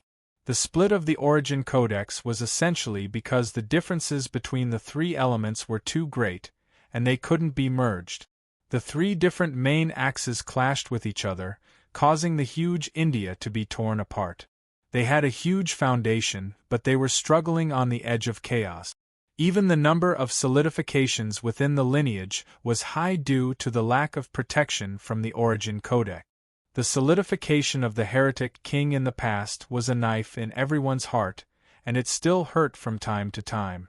Now that they could finally use this opportunity to repair the crack in the book of the past, how could the three elements let go of this precious opportunity that would never come again? It was just a sacrifice. As long as it was a sacrifice, long before the gamble started, Mother Nirvana and Stonecutter were already prepared to die. If he could rebuild the foundation of India with his own body, why not? Jaeger was silent for a long time before he closed his eyes in exhaustion. "What's wrong?" the dean asked. "No, it's just that when I see everyone sacrificing themselves and fighting, I suddenly feel that I'm too despicable for sitting here and waiting for the results." Jaeger sighed self-deprecatingly. "It's too ugly. Sacrifice has never been your duty, Mr. Jaeger. Your mission is to protect the results of this sacrifice. Compared to the Continuation Court, which is a conspiracy that can't be exposed to the light of day, you are already too." The dean's words were suddenly stuck. After a moment of silence, he suddenly said, "I just received news that Mr. Marcus has passed away." Jaeger was stunned. Russell refused a state funeral in Rome and brought his body back to the ivory tower for burial, the dean said. Until the end, he was a member of the Utopia. Jaeger closed his eyes, covered his face, and took a deep breath. After a long time, he sighed silently. "Damn it," he cursed.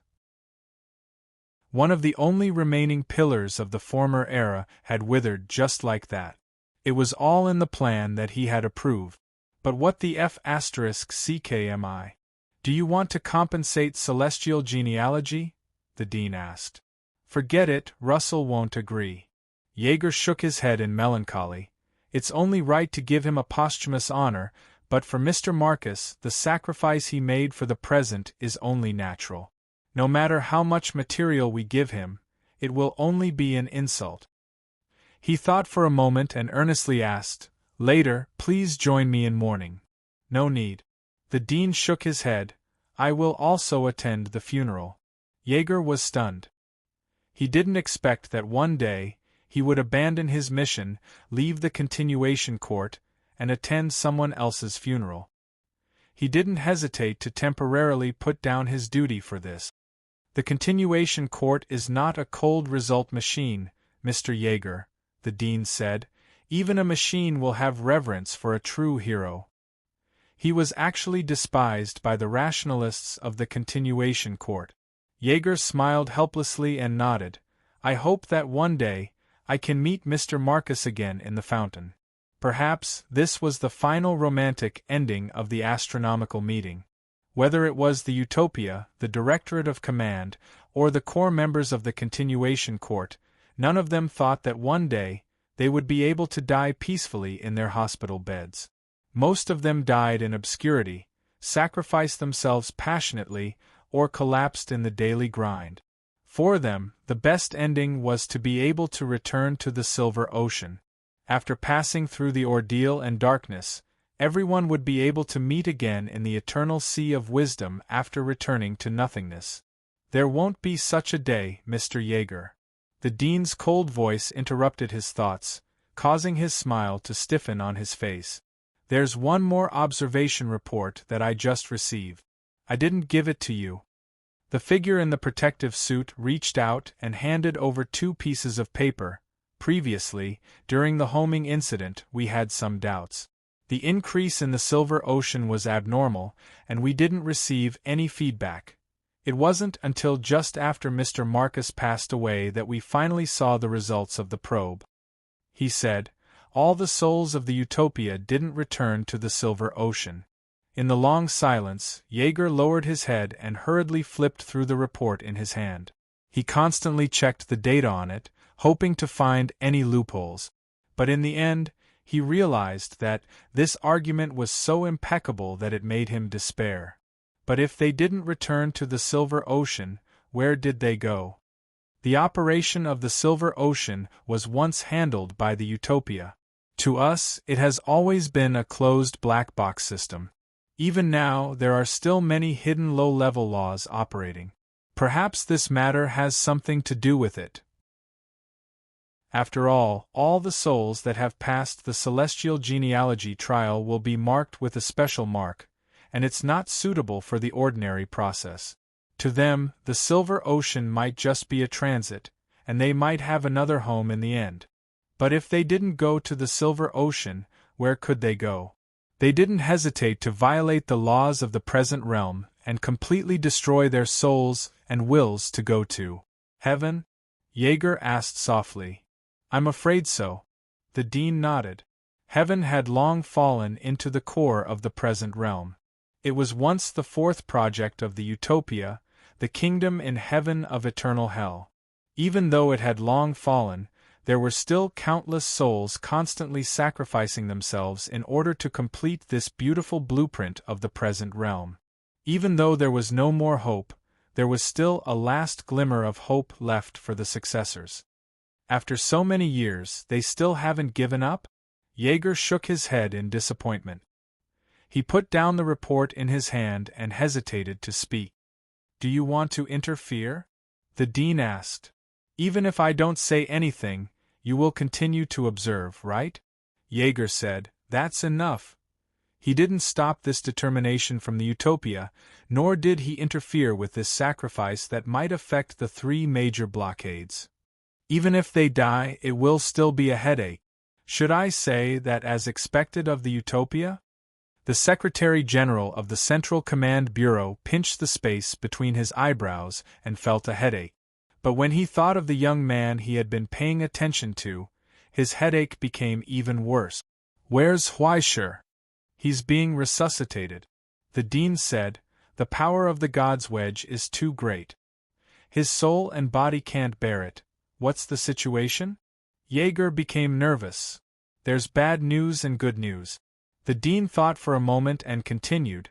The good news is that his body and soul seem to have gotten used to this chaotic situation.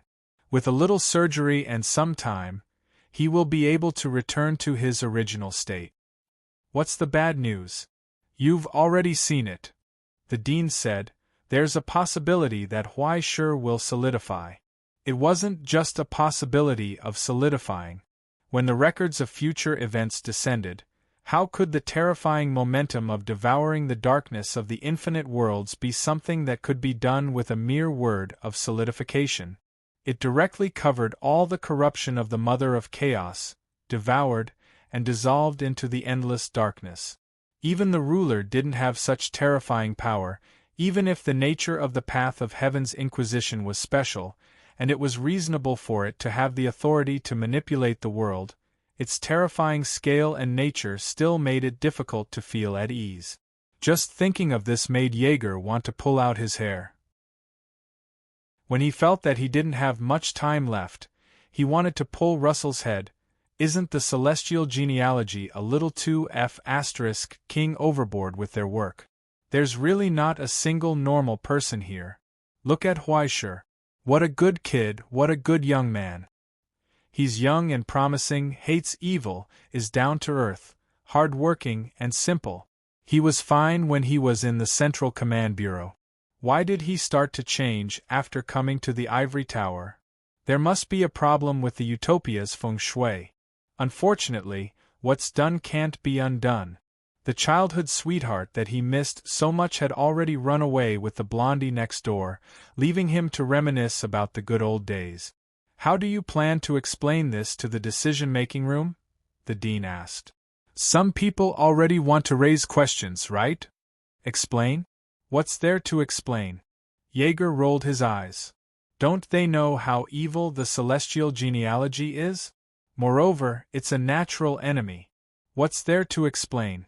It's just a possibility of solidification, but isn't there a small number of people who have solidified? America's feathered serpent, the Russian Federation's Pamir, the White Emperor of Dongxia, and a few days ago, the White Emperor inexplicably changed from the White Emperor to the Black Bird. Are we really going to investigate them one by one? Who's going to do it? Although, well, the situation this time is indeed a little exaggerated. But those who start to tremble in the present because of an uncertain future are the ones who have no brains at all. Don't those guys know what kind of person Huaishur is? Russell's appointed successor, the next master of the celestial genealogy, the successor of the Utopia, the navigator, and the sword of disaster, not to mention the messy relationships on his body that almost covered the entire realm, and not to mention the sweet cooperation between him and Dongxia. If anyone dared to touch him in the present state, all the beastmen in the world would dare to overturn the sky. Besides, who didn't know what kind of person he was and how he did things? He didn't even have to go to hell. Believe it or not, if he was forced into a corner, he would directly go to Canaan and sit on the throne. Don't worry, nothing will happen. Jaeger shook his head. It's hard to predict what the future will be like, but as long as there's a future, it's fine. Whether it was a good future or a bad one, it was fine.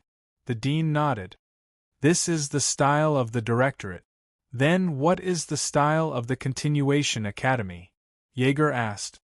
Be prepared and wait. Wait for what? Huaishur or the future? It's all the same. The dean calmly ended the topic. In the silence, a sound came from afar. A low echo like an iceberg collapsing. On the huge screen, the scene of the collapse from the edge of the present state was constantly transmitted. The fragment of Gaia was like a star, galloping around the orbit of the present state. It spun at a terrifying speed, and countless rays of light spilled into the world below. In this man-made disintegration, the fragment was constantly collapsing. Under the terrifying acceleration of the Bifrost, it was torn apart by the gravitational force of the millstone, leaving only the most basic source substance and light, which merged into the present state. It gradually dissipated. When everything was extracted, even the fragment itself was used without any waste. It was disintegrated meticulously and coldly, not letting go of a single corner. Let's take a look again, the dean said. There's still time to take another look at it. In the orbit of the present state, cracks quickly appeared on the fragment.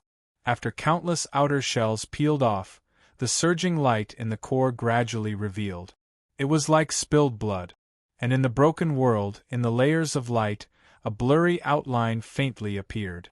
It was like a projection left behind by something, and it rapidly changed, making it difficult to see clearly. But it couldn't stay for long. Like mist, it quickly evaporated. Only the final elegy spread in the void formed by the depth. In the end, it seemed to look back at the world behind it again. Just like that, it disappeared into the darkness, never to be seen again. Once again, he was killed. This was the end of this gamble.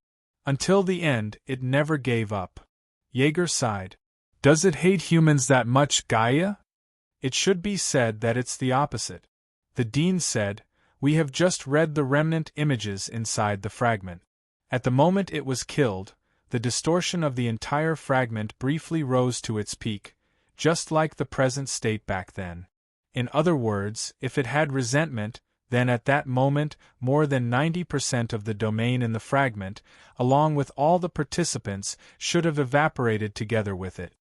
It once had the opportunity to pull us into hell together, but it didn't do so. The Dean said, perhaps until then, it had some kind of mercy for humans that we can't understand. Mercy? Jaeger couldn't help but shake his head. If even death was benevolent. He suddenly froze on the spot and turned his head in a daze. He only saw that the Dean was still so calm. In the archives of the Continuation Institute, there were similar absurd inferences, but there was no actual evidence to support them. At best, it was just some wishful thinking in the gaps of research. The Dean said, some people think that the old Gaia wanted to kill humans not out of the madness of solidification and erosion, but the last protection. When the ship was about to sink, when the endless darkness was about to descend, when destruction was about to arrive, it gently strangled the children in the cradle so that humans could leave hell. To avoid its beloved children being tortured in hell. To avoid the ending that was even more terrifying than death. To avoid eternal pain. Jaeger froze on the spot. Similar speculations were raised during the first generation of the creation plan, but it was eliminated before it even entered the agenda of the meeting. Because it was meaningless. The Dean said, for the world, there is no good and evil and morality. Using the morality of humans to measure other existences is self-deception. Perhaps he was once kind.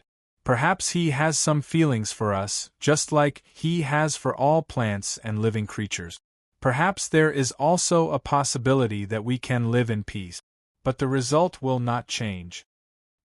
He has never spoken to us, nor does he possess a true consciousness and soul.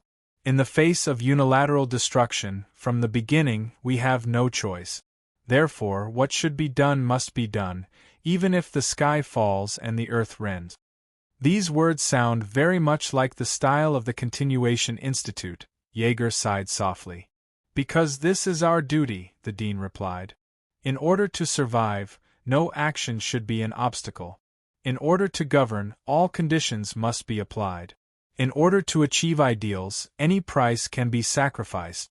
The Astronomical Society was such a monster from the beginning.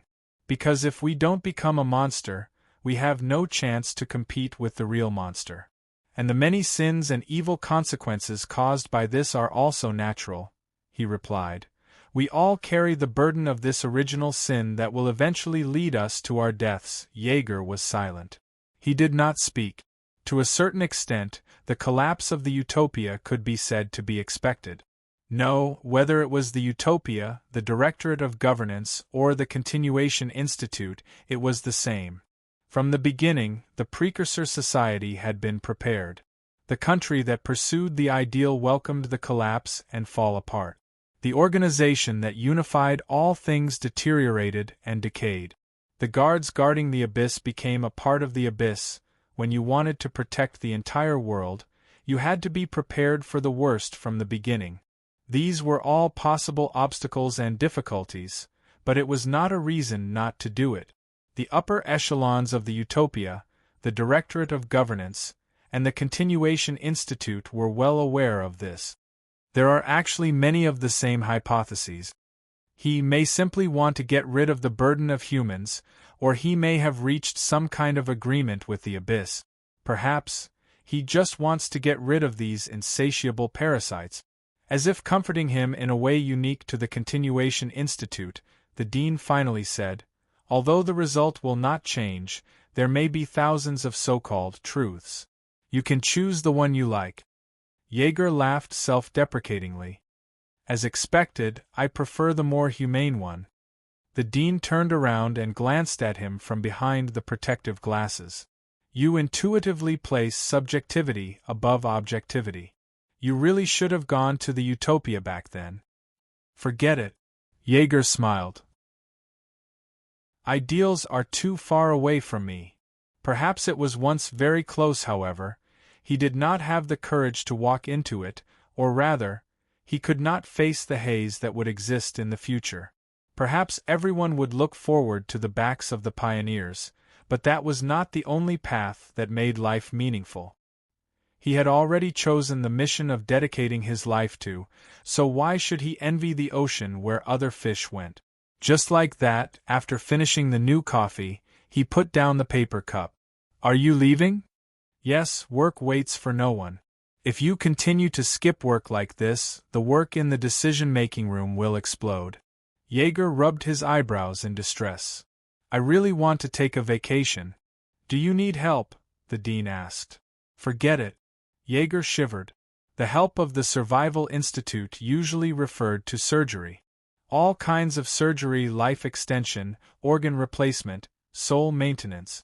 Just thinking about it was scary. I've already made up my mind. Anyway, that's it. When I die from overwork, that's when it's over. Jaeger smiled proudly. The progress now is quite gratifying. When I have a cerebral hemorrhage, I can take a vacation. No, you will be sent here. Surgery, a full set. It will be repaired within 3 days. After that, you will continue. The dean seemed to want to say that. However, in the end, he still did not break this gentleman's fantasy. Who did not have a dream of taking a vacation? However, before leaving, Jaeger, who was carrying his briefcase, could not help but turn around. I have one last question. Go ahead. Or is it Gaia? Jaeger scratched his dying hairline and was full of doubts. Since he killed humans to avoid even more tragic consequences.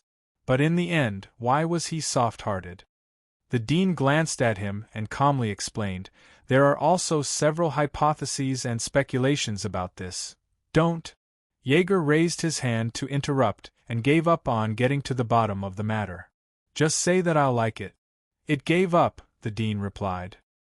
Jaeger was slightly stunned. It gave up on unrealistic ideas and chose to obey this obsession. The dean looked at the projection of the present realm and said without turning his head, if it's in terms of humans, it should be anticipation. If this is your choice, then go and face that world. Go and face the pain and storms of the future. Go and face hell. Go and continue everything you have. He chose to give up. This was the final gift from Gaia. It sounds good, doesn't it? Jaeger finally smiled. Sure enough, I still prefer this kind of answer that is full of human feelings. Just like that, he nodded and said goodbye. He lowered his head and put on his hat. He pushed the door open and left. Once again, he rushed to his own battlefield. In the deserted observation room, only the silent dean was left. He quietly watched the projection from the mirror and watched the last fragment dissipate in the light. He never looked away. In the long silence, when the remnant sound of the elegy gradually dissipated, as if there was an illusion, a soft sigh sounded in the lonely darkness. It was so relieved. Children who have gone far away, I wish you all the best. I wish you all a glorious future. The future. Chapter 1184. Name: Huaisher. Gender: male. Age: 20 years old. It was a sunny afternoon under the clear sky. This was the checkpoint before boarding the ship. After confirming the final information, the staff politely returned the document. Sorry, sir, The verification has been a bit cumbersome recently. It's okay, I'm used to it. The young man picked up his luggage and said goodbye with a smile. Thank you. It's my job. The staff nodded. I wish you a pleasant trip. The young man's expression seemed to become a little complicated. In the end, he just shrugged slightly. I hope so. Soon, his figure disappeared behind the checkpoint. Looking at him, he seemed very familiar. Where have I seen him before? After a long time, the staff came back to his senses from the back of the figure.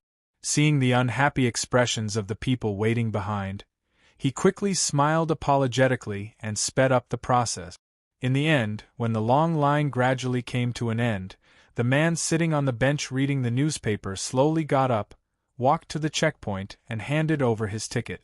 Looking at the ticket representing the royal suite on the top floor of the luxury cruise ship, the staff showed the warmest smile.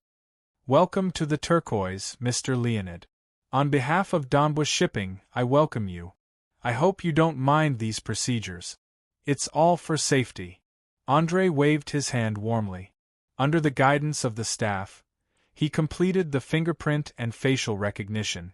In the middle, he put his finger into a slightly strange instrument and felt a slight pain. It seemed that he had taken a little blood. Such a complicated procedure, even as a business maniac who often flew around, was not used to it. It seems to be very strict recently.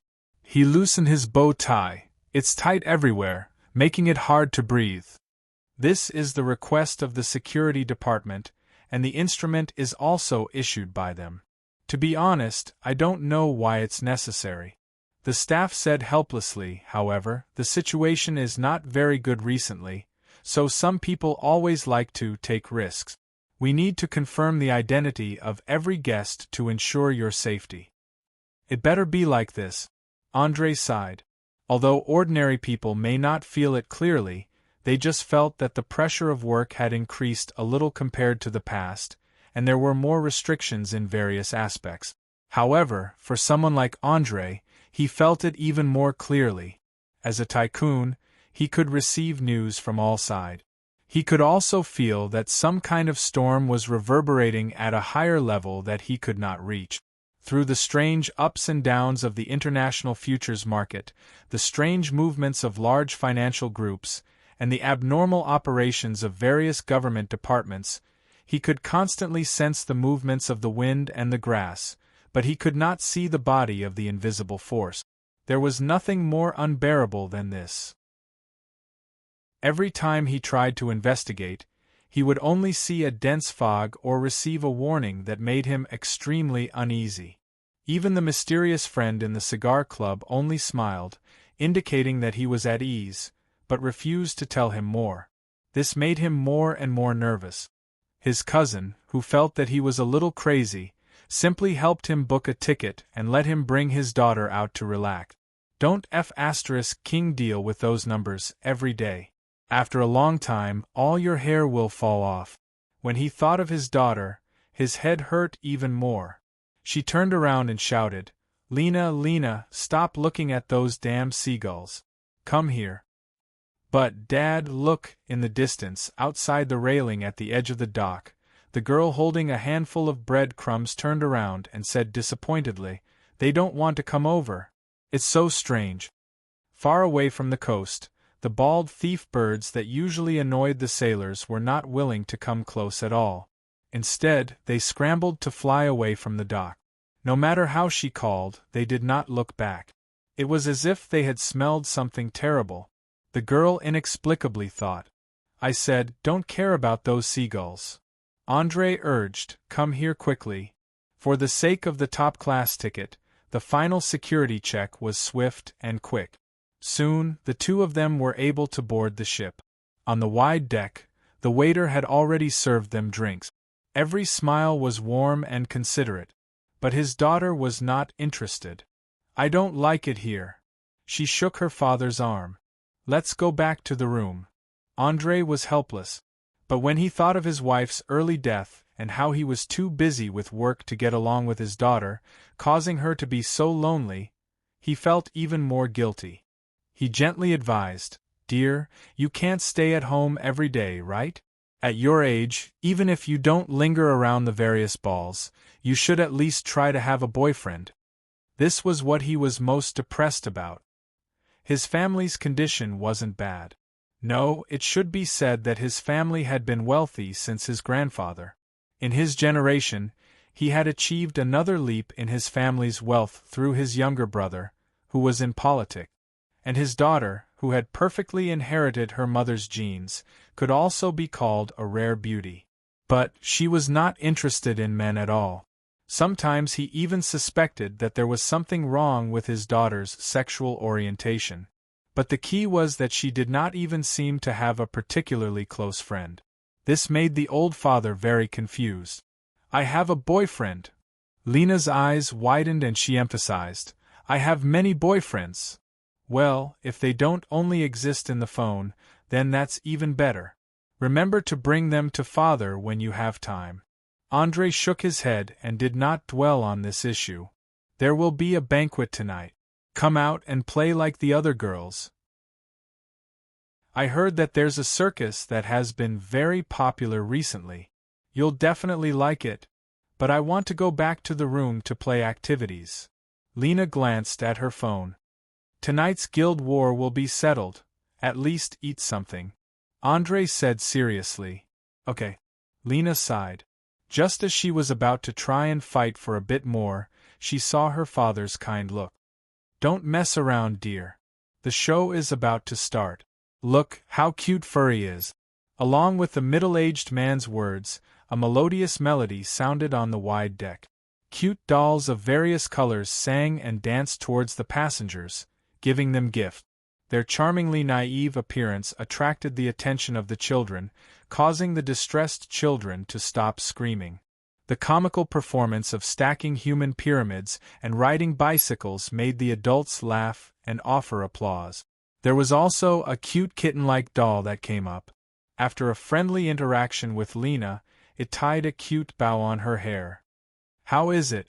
Andre looked at his daughter, who came back to take a picture with him, and smiled proudly. Just so.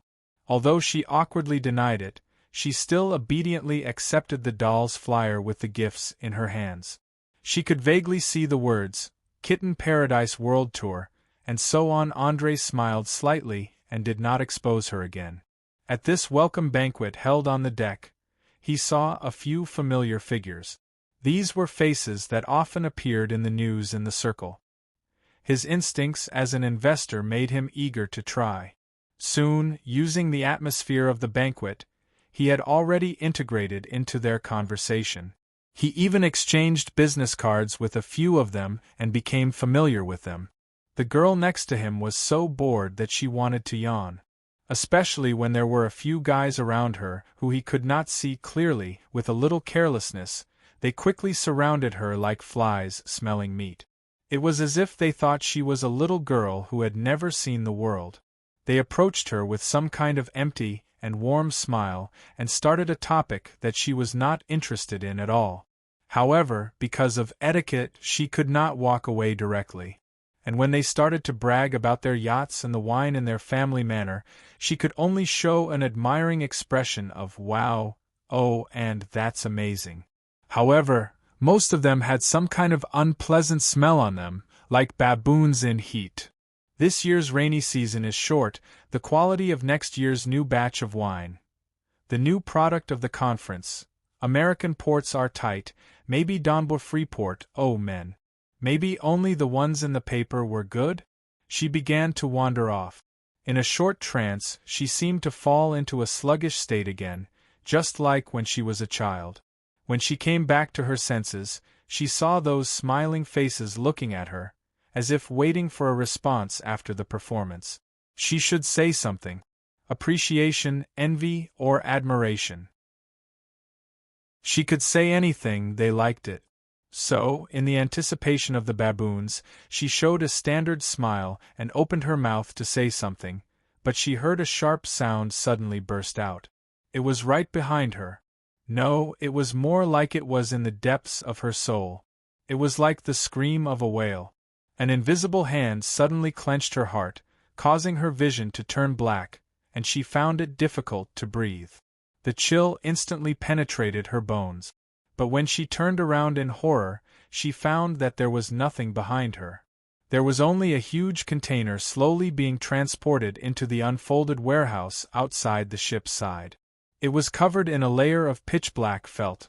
It made her hair stand on end. "What is that?" She staggered back, unable to stand firm. "What?" The baboons looked puzzled. "That sound. What sound?" Every face was full of doubts, causing her to fall into a daze and panic. She felt as if everything in front of her was hidden behind a curtain, faintly revealing a mocking smile, causing her to gasp involuntarily. "Here it comes again. Here it comes again. Those damn illusions at this time. I am sorry, excuse me." Lena staggered back a step and pushed away the people beside her. She did not have time to say hello and staggered forward, wanting to find her father. But her father had already gone too far. She could not catch up. When she wanted to shout, the hallucinatory screams sounded again, causing her to lose her strength. She leaned against the railing of the deck in a daze, slowly slid down, and sat on the steps. The crowd passed by her, looking at her lifeless appearance in confusion. Someone asked politely, but there was no response. She wanted to speak, but she could not make a sound. It was as if her consciousness was no longer in her body and was gradually drifting away. She was swept away by the waves of the screams, drifting with the waves. Gradually, she became cold and trembled. But in that suffocating feeling as if she was about to drown, there seemed to be clear ripples spreading out. It made her involuntarily turn her head. She could not move her eyes away. Just behind her, in the afternoon sun, amidst the throng of tourists who were busy snapping pictures, laughing children ran among the adorable dolls. But there were more, surrounding the front of the deck. She stood on tiptoe curiously and looked up. They were no longer naughty or restless. Instead, they listened to the gentle melody in a trance. They stared at the silhouette leaning against the railing. The warm and gentle melody echoed in the sea breeze, as if it had once again rendered the dim world with color and brought warmth to the sun shining down from the sky. The sound of the cello soared out from the entanglement of the string and the bow, flying in the sky. It was like flying birds. Countless illusionary birds soared around her. She reached out and wanted to touch them, but the birds disappeared like bubbles. Only the children's singing filled the air around her. In the light melody of the nursery rhyme, the children's happy singing sounded. They participated in it in uneven tones, but it was as smooth as a stream. The singing echoed in everyone's ears under the clear sunlight. "Ah, Edelweiss, Edelweiss, bloom in the morning to welcome me. Small and white, clean and bright, shake happily to me." She raised her head. As if she had finally floated out of the water, she looked at the light above the sky and gasped. She gradually fell asleep. It seemed that she had gone through a long nap, but it also seemed that it was only a short moment. When she woke up, the screams that echoed in the depths of her soul had disappeared. Like a real illusion, they disappeared without a trace, replaced by an unprecedented peace and quiet. Even her breathing became relaxed. Beside her, someone reached out and handed her a handkerchief. What a rare inspiration. It must have been hard for you these years. The young man comforted her softly. "Don't worry, miss, you will be fine." Lena looked at his face in a daze. She didn't know what had happened. She felt that it was like a dream. "What happened to me?" The strange man thought for a moment and smiled. "I think you may just be a little seasick. Rest for a while will make you feel better." He paused and looked at the anxious man in the crowd in the distance who was looking around blankly. He told her, "Your family is looking for you. You should go back." With that, he nodded and said goodbye. He picked up his violin case and turned to leave. "Wait." Lena subconsciously wanted to get up, but she couldn't. "Please wait a minute, The man looked back and waited in confusion. Lena was stunned. She found that she didn't know what to say. She just looked at the face that she had never seen before. After a long time, she realized that she had lost her composure. "Sorry, may I ask you, what is your name?" "So," the young man smiled. "Why sure." He took off his hat and bowed slightly. "Please don't mind me. I am just a nameless musician." Just like that, he turned and disappeared into the crowd. Only Lena was still sitting in the same place, staring blankly in the direction that he left. She felt that everything just now was like a strange dream. Maybe it was still her illusion. She couldn't tell. "Lena? Lena, where did you go?" When the anxious Andrei found his daughter, he was almost crazy. "Dear, are you okay? Can you hear me?" Lena slowly turned her head and looked at her father. "Father. Andrei didn't understand. The girl pondered for a long time and suddenly asked, "When will the party start?" It was still early. Maybe she still had time to tidy up her hair and change into a new dress. She looked at the gradually dispersing haze in the sky. She suddenly began to look forward to it. Will we meet again? In the end, that person didn't appear at the party. Chapter 1185. She changed into the dress that her father bought for her. After rummaging through her luggage, she reluctantly found a set of jewelry that her father had casually stuffed into her luggage. Finally, she urgently called her cousin to ask for guidance on how to put on makeup. Thankfully, there was a cosmetics store on the cruise ship. In short, she used all the methods she could think of. Lena created a miracle. When the party started, the well-dressed girl almost glowed. She successfully attracted the attention of all the baboons present. Andrei, the father, stood behind and watched this scene. He couldn't help but want to wipe away his tears. His daughter had grown up, but at the same time, he had an urge to buy a shotgun online. Let's see which little bastard dared to seduce his baby. Such a contradictory feeling of anticipation and uneasiness was really indescribable. Fortunately, his daughter seemed to be looking left and right the whole night, and didn't pay attention to anyone's invitation at all. She didn't even bother to look at the buffet that she usually focused on. Until the end of the party, she returned to her room resentfully and didn't say anything. As a father, he had no idea what had happened. What else could have happened? The sister on the phone laughed like a goose. "Lena has grown up and she likes a man." "You idiot." "Man? What man?" Half an hour after Andrei hung up the phone, he clicked the button to buy a shotgun online for the 16th time. He couldn't wait to ask the other party to send his luxurious gold-plated double-barreled shotgun and 16 elephant hunting bullets to him through the helicopter today.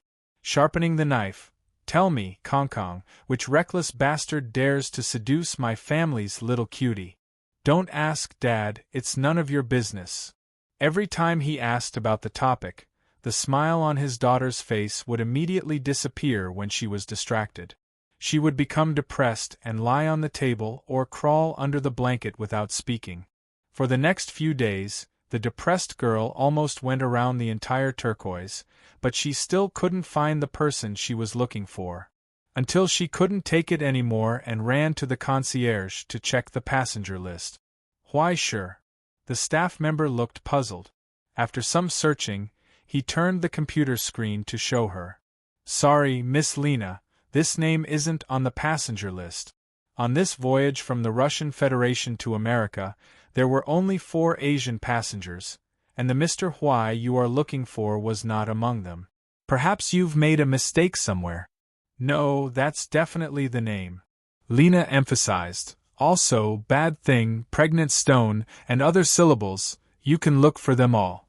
The staff member revealed an indescribable expression, as well as a flash of helplessness, which was clearly captured by Lena. This guy must know something.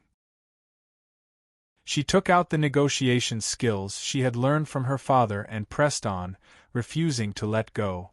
In the end, he finally pried open the lady's mouth. In fact, it wasn't that troublesome. Just by holding her arm and acting coquettishly, the lady who had a daughter of the same age as her began to waver.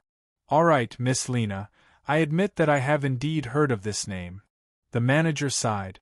But you must have made a mistake, because if my memory is correct, the Mr. Huai you mentioned is not a musician, but the chairman of the shipping company that this turquoise belongs to, Donbua International Shipping Group. As she spoke, she took out a thick book from the cabinet. If you are interested in this, we have a corporate culture booklet here. Maybe you can find what you want in it. Forget it. Lena shook her head in frustration and turned away. She didn't even want to look. Donbua? Shipping Group? Chairman? The image of a stooped old man in a robe was already in front of her. Was she mistaken to expect to find a stranger who she had only briefly spoken to in a corporate culture book? She even suspected that the existence of that person was her own illusion. There were too many illusions. The strange faces on the bark, the sharp laughter echoing in the cemetery, the resentful eyes occasionally seen in the reflection of the school's sink, and the strange shadows attached to others. She had long been accustomed to it. The psychiatrist told her that these were all her illusions. Because she was too young when her mother passed away, her mind was traumatized. Perhaps the so-called name Huai was just her imagination after accidentally reading that booklet. Together with the dreamlike encounter, the psychiatrist solemnly told her that once a similar situation occurred, she must contact the hospital for medication. But how could she go to the hospital in the vast sea? She could only lie on the sofa in the room and didn't even participate in the outside activities. She didn't want to see anything. Until she woke up from her sleep in the middle of the night, she suddenly realized, no, something was wrong. It should be said that it was not her that was wrong, but the ship. Ever since he boarded this ship, that strange feeling had been lingering in his mind. Now, the high-pitched whine that resembled the cry of a whale once again surfaced in his mind. Under the scarlet moonlight, she couldn't help but feel cold. Creepy. When the halo and illusion brought by the accidental encounter disappeared without a trace, recalling what she saw and felt along the way, she could only come to one conclusion: there was a problem here. But was this her imagination after her mind was traumatized, or was there a more terrible truth? She couldn't tell. She just instinctively wanted to ask her father for help. But when she didn't get a response after knocking for a long time, she opened the door only to find that her father was still snoring thunderously. No matter how she pushed, called, or even poked her fingertips with a needle, he couldn't wake up. Under the dim red moon, the middle-aged man turned over in his dream, the corner of his mouth raised into a smile that made Lena's hair stand on end. It was as if everything was perfect in the dream, so happy. In the dead silence, the girl fell into a daze, only to hear the nightmarish screams from afar sounded again. There was a low sound of footsteps gradually fading away from the door. The sound of clothes rubbing against each other was mixed with the sound, as if something heavy was being dragged. While trembling, Lena got up from the curled-up position and gathered her courage. No, I can't go on like this. The muddy moonlight shone through the window into the corridor.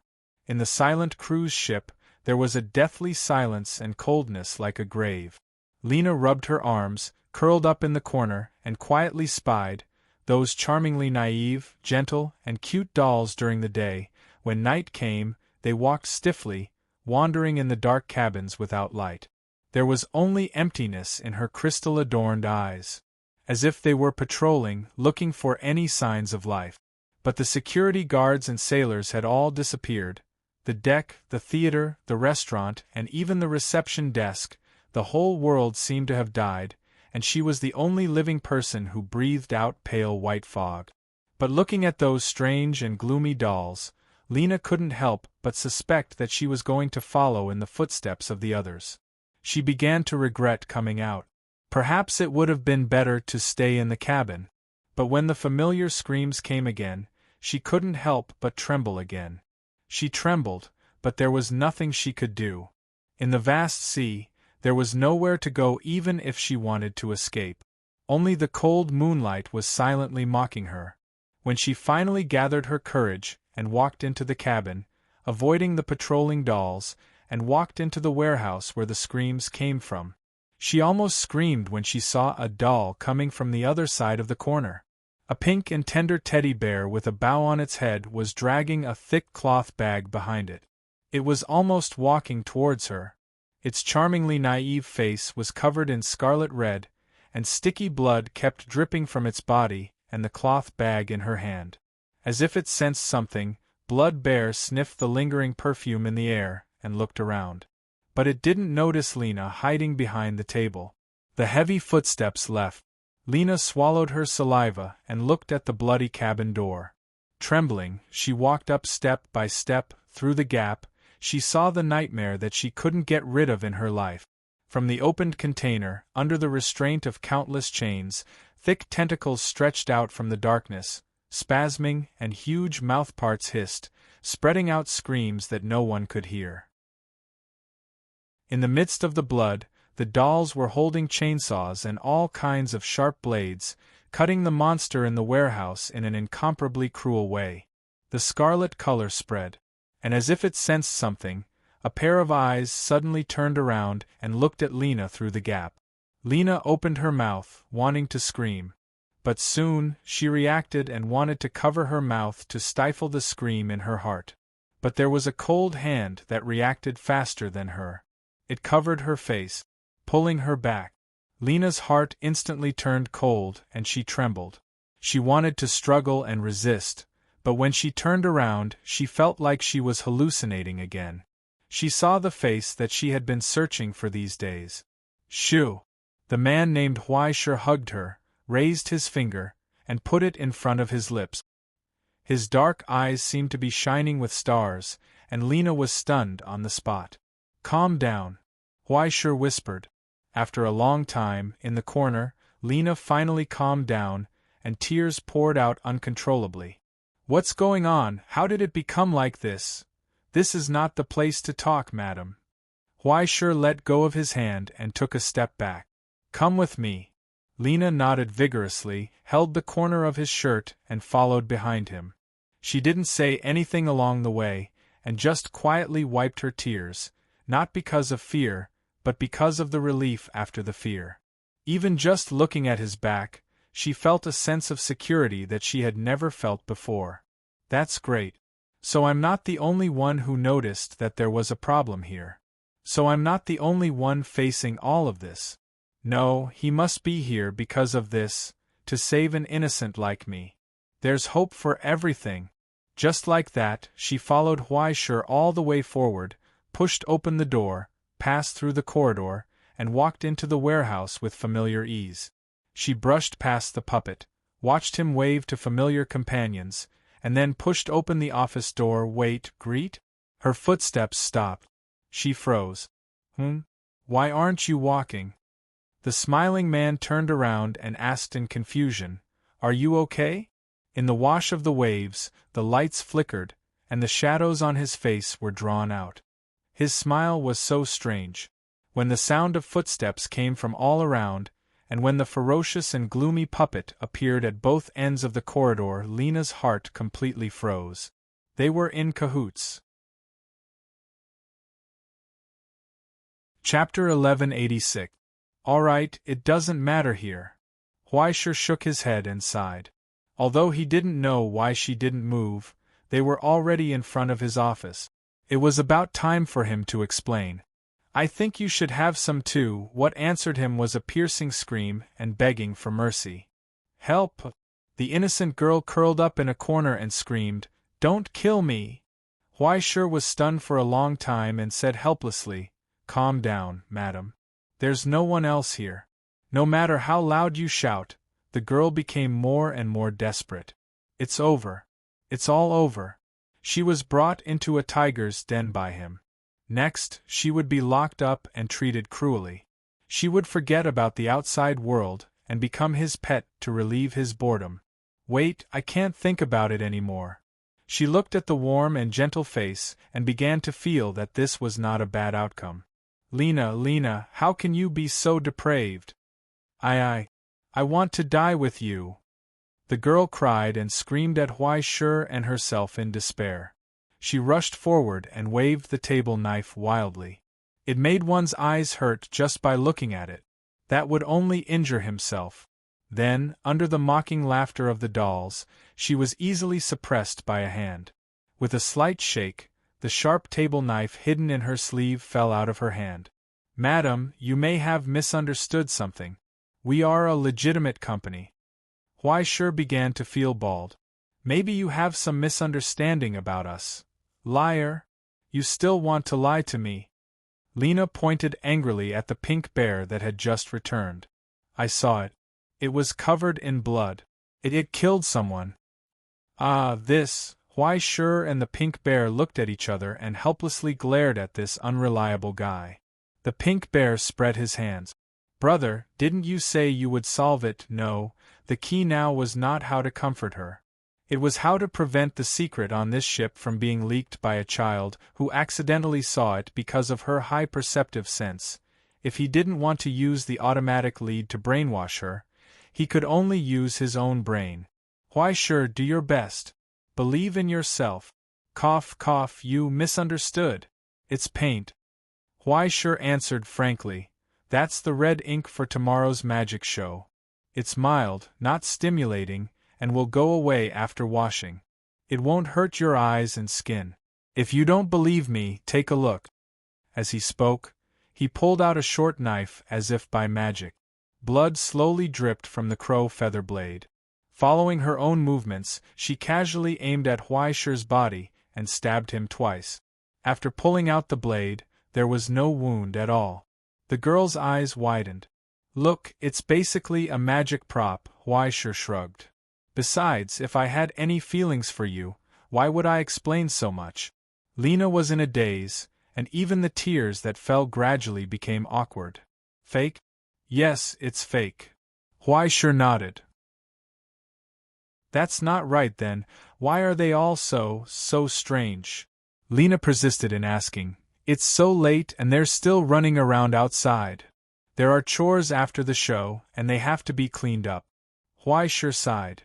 "Otherwise, if they're cleaned up, how can they continue the show tomorrow? Why do you have to wear a puppet costume to clean up?" "This is called professionalism." Huaisher answered solemnly and said loudly, "The staff can never take off their puppet costume in front of customers. Otherwise, once the children see that the character they like is played by a human, wouldn't their dreams be shattered? Not only can it not be taken off during the day at 39 degrees Celsius or late at night below 0 degrees Celsius, even if you have high blood pressure at 30 years old, can't walk at 40 years old, and only have 4 hours of rest per day during peak periods, and are in a state of long-term malnutrition and subhealth, as long as there is a second person present, you must never show any flaws. This is the work principle that our kitten paradise is proud of." Lena looked at him blankly. She felt that what he said was so reasonable that she was speechless. How could this person say such heartless words so seriously? But soon, she noticed the problem again. She was alert again. "Why did you cover my mouth and bring me here?" Huaisher raised his wrist expressionlessly and showed her the time. "It's 1:00 in the morning now. It's time to rest, madam. The staff on shift are already asleep. Everyone has to get up at 4:00 tomorrow morning to prepare for work. If they are woken up by you now, they will scold you." "What about everyone?" Lena looked around. "Where did everyone go?" "They're all in their rooms, including the sailors. There's no one outside right now." Huaisher directly took out his mobile phone and showed her the storm warning on the screen. It has been broadcasted many times during the day, and there are rolling notifications on TV. Extreme weather effects. For safety, everyone will not go out after dinner unless necessary. If you need help, you can call the service department. With that, he directly dialed the number. In the calm greeting of the service department staff, Lena stared blankly at the screen. Did she really think too much? No, it's all a lie. She suddenly trembled and recalled the key point. "Who are you?" "The passenger list. Your name is not on the passenger list." "I was registered as a staff member when I boarded the ship, madam." Huaisher calmly pulled out his badge. Under the Kitten Paradise logo, his head picture and name swayed with his fingertip. You have to sell tickets to take the ship. I don't have to spend a cent on the ship, and they have to pay me. Then, what about the monster? The girl asked in a trembling voice. The thing in the warehouse, the monster, I saw it clearly. The corner of Huai Shi's eyes twitched, and he glared at Pink Bear fiercely. How the f*ck could this be seen by others? Pink Bear continued to spread his hands with an innocent face. I don't know what you are talking about. Cough, cough, that monster, it's strange to say, why would that monster appear here? He huffed and puffed, racking his brains, and suddenly patted his head. Yes, it's just like what you saw, actually. He hammered his palm and said firmly, this is a prop that our kitten paradise specially ordered from the Russian Federation. A prop? Lena repeated sluggishly, in disbelief. She felt as if she had been miserably deceived, but he said it so seriously. Should she believe him? Yes, a prop. Huai Shi replied in a trembling voice, with a worried face. Don't tell others. Recently, the infighting in the industry has been very scary. For the customer experience and the new venue, our kitten paradise specially sent mechanical monsters from Rome to the Monster Paradise in Las Vegas. The custom-made version is 200 meters long, 61 meters high, 61 meters long, 61 motors, the whole body can move, and it also supports post-modification. There are 6 different forms, and it comes with its own sound system. It is a technology of the next era to bring players an immersive experience. It can also transform. What you saw just now was us testing the mobility of the new monster, right? He glanced at Pink Bear and the fat dog next to it. The 2 plushies immediately nodded frantically. For a long, long time, in the long silence, Lena looked at the 3 of them suspiciously. Finally, she looked at Huai Shi with a very sincere expression that said, You must believe me. Just like Godzilla? Huai Shi gritted his teeth and nodded. Something like that. As soon as he finished speaking, he regretted it because the girl's eyes lit up, full of curiosity. Then, can I see it? In the silence, there was a snort from under Pink Bear. The fat dog had already curled up in the corner, and was laughing so hard that it hit the ground. Only Huai Shi struggled to maintain a warm smile, squeezing out a gentle voice from between his teeth. Of course you can. 2 minutes later, in the brightly lit warehouse, Huai Shi led the girl through the heavy door, and walked to the front of the open container.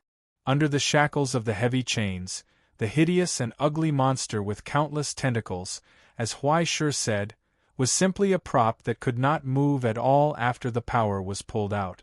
But the lifelike exterior had vicious eyes and huge mouthparts, as if they were going to devour people, which made the girl a little scared.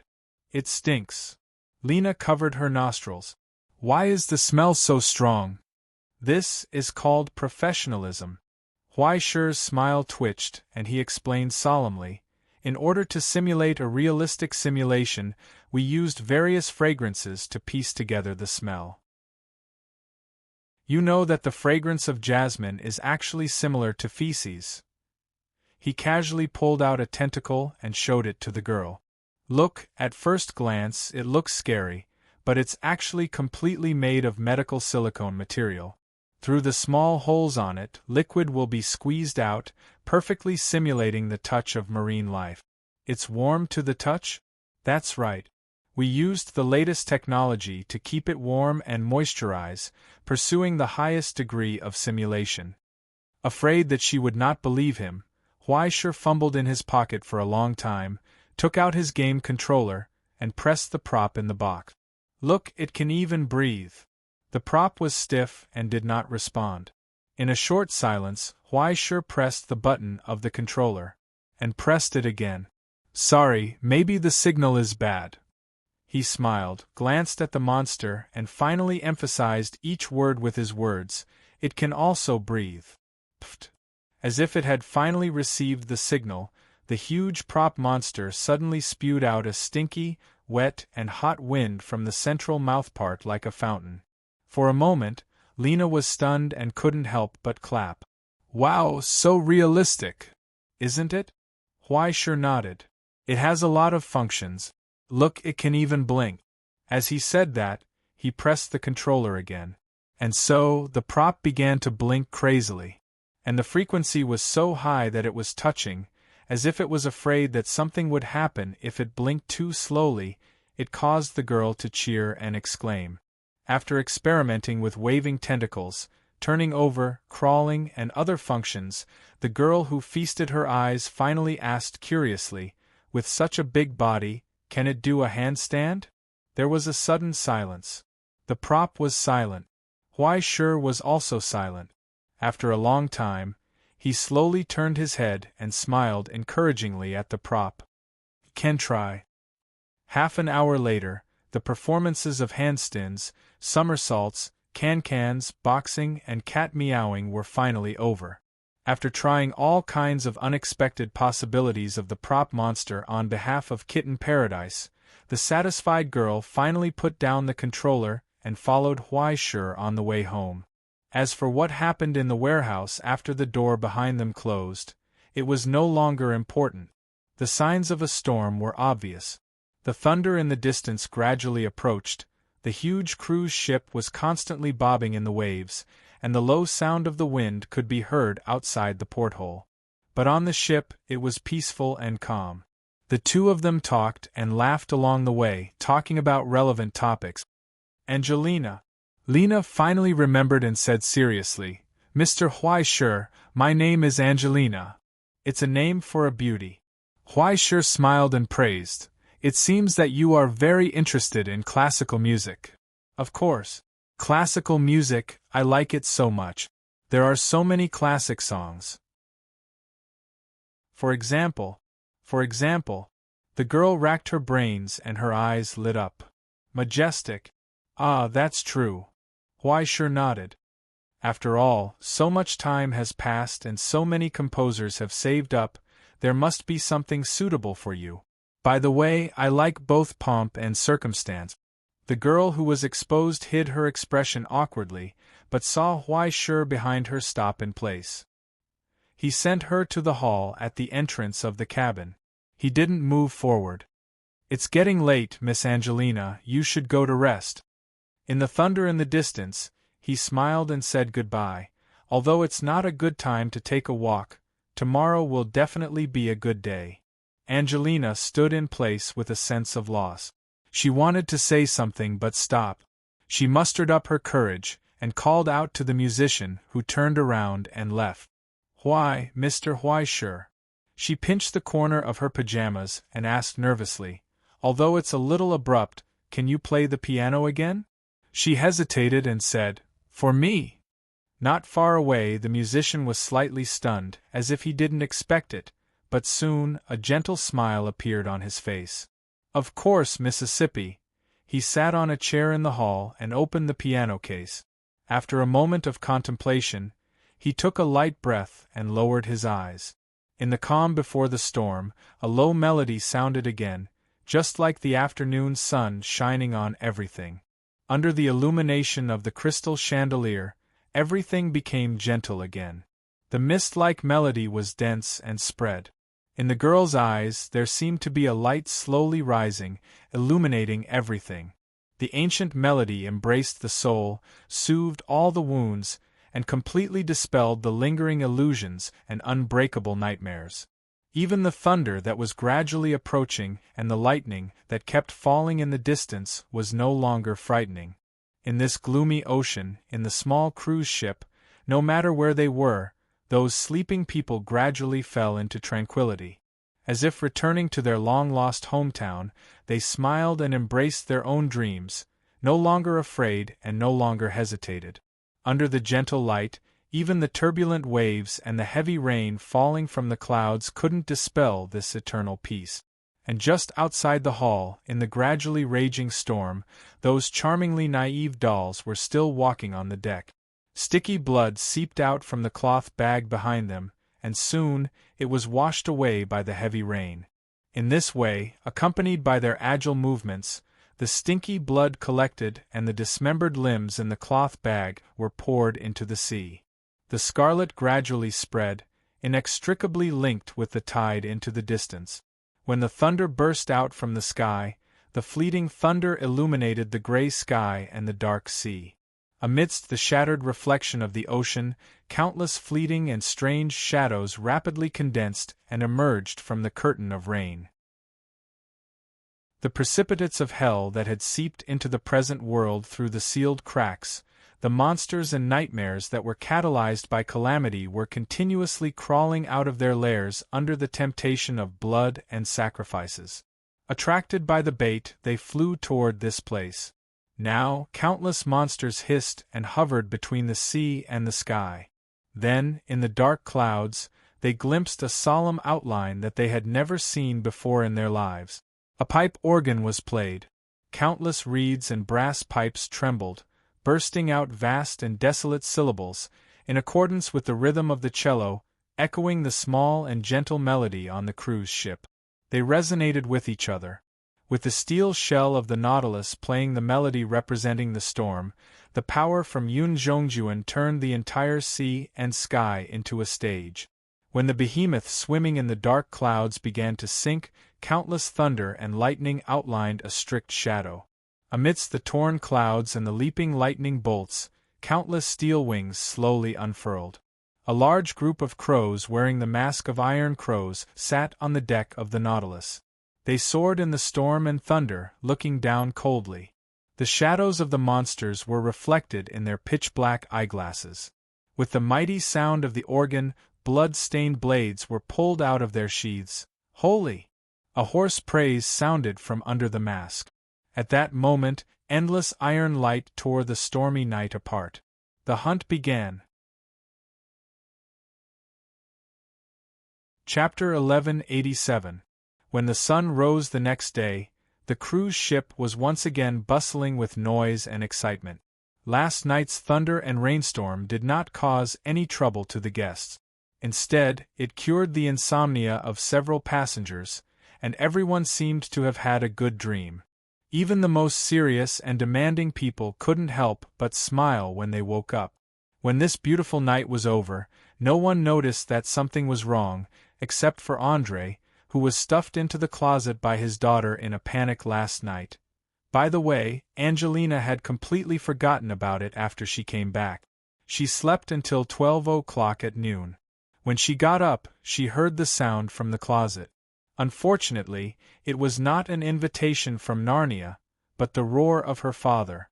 For a whole day André was trying to find out why he had gone to sleep in the cupboard and locked it from the inside. In this regard, Miss Lena of course said that she didn't know anything. She also tried to attribute the reason to sleepwalking. However, looking at his daughter's evasive manner, André already had a rough idea in his heart. But what else could he do? As long as he could see his daughter smile again, he would rather live in the closet every day. This small episode could not affect Mr. André's happy mood. Even during this leisurely vacation, he still made use of the opportunity to reach preliminary cooperation with several new friends in the Roman bathroom and the Opera Hall box. His daughter was also much more lively than before, no longer lingering between mobile phone screens and pieces of paper. Even the shotgun he bought online was delivered to him in an urgent manner. His career, family, and personal strength had all improved. As a middle-aged man, was there anything more pleasant than this? The answer was yes. For example, in the following journey, he finally confirmed who the little bastard who dared to seduce his daughter was. Why sure. Behind the fence, André, who had changed into a large flowery shirt and wore sunglasses, pretending to be a passer-by. He quietly poked his head out and looked at the young man who was chatting happily with Lena on the front deck. His shotgun was already thirsty for blood. Her gnashing of teeth successfully scared the little kid who was blowing bubbles next to her, causing everyone to look at her in astonishment. After the initial anger and doubt, André felt an unprecedented sense of defeat. That little bastard really did have a face that made people feel ashamed of themselves. No wonder Lena fell for him. For a moment, he actually had a feeling that it wasn't too bad. Apart from Lena, He didn't have any other children, nor did he have any intention of remarrying. The money and assets he had earned over the years were enough for her to live a carefree life after his death. This gigolo was not bad-looking and had a sweet mouth. He seemed to know how to play the cello. It was not bad to be able to make her daughter happy every day.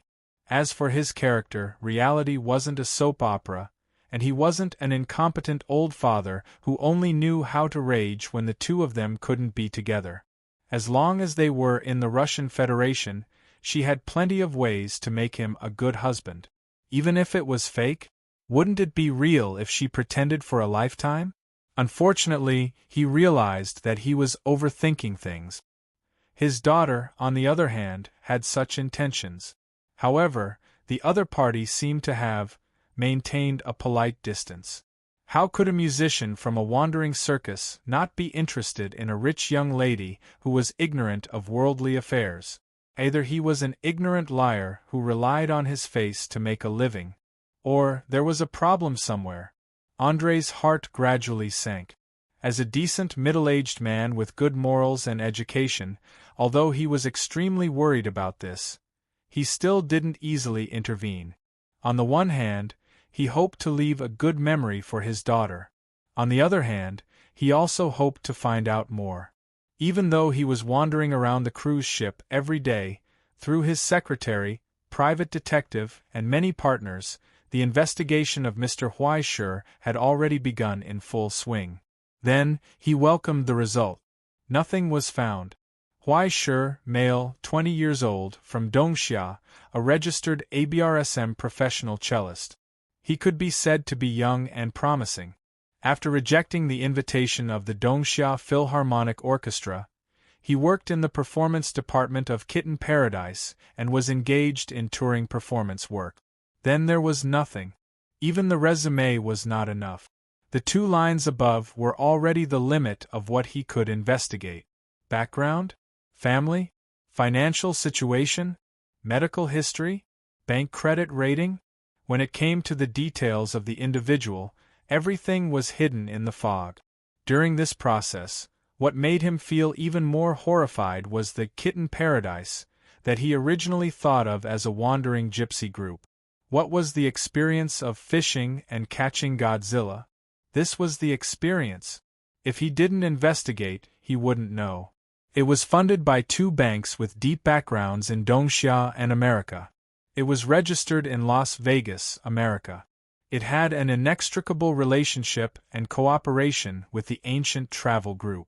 In less than a year since it was born, it had prepared, built, and opened super-large amusement park facilities in Jingdu in Yingzhou, Las Vegas in America, Yingtian Prefecture in Dongxia, Paris in Rome, and other places.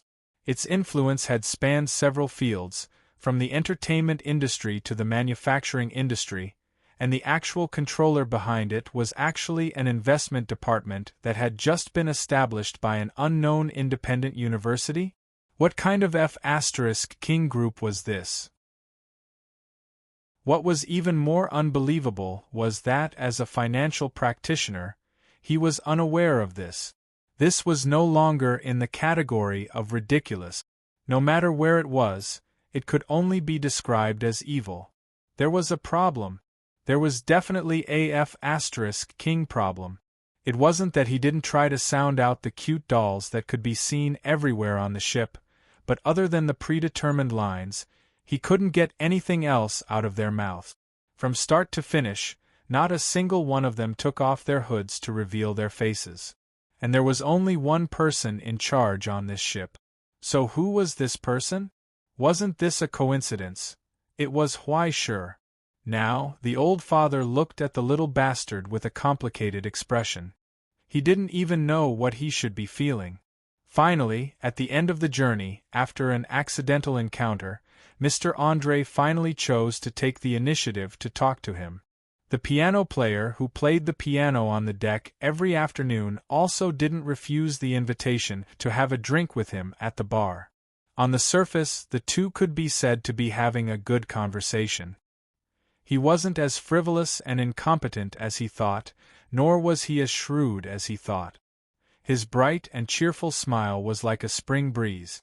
Even if he used the harshest filter to look at him, Andrei had to admit that this was a very outstanding young man who would definitely achieve great things in the future. But his heart sank to the bottom. Cellist? Who was he kidding? If all the cellists in the world were at this level, classical music would have already ruled the world. Why would people worship gods, Bach, Mozart, and Beethoven? Then, which big trust group's commercial spy? A secret agent with a secret mission? Or a member of Mercury? It couldn't be that the chairman of the Doomsday group, who never appeared in public, was just fishing for fun, right? Thousands of worries gathered in his heart, and he couldn't help but sigh silently. And next to him, a freshly mixed cocktail was silently placed in front of him. "This drink is on me." The cellist who stood behind the counter and replaced the bartender smiled. "With all due respect, the worry on your face is about to overflow. If there's anything that's worth worrying about, feel free to say it. It's not good to keep it in your heart." Andrei picked up the glass and smelled the amazing flavor he had never tasted before. After a long time, he couldn't help but shake his head with a bitter smile and drink it down. "Well, as you said, I think I'd better be honest.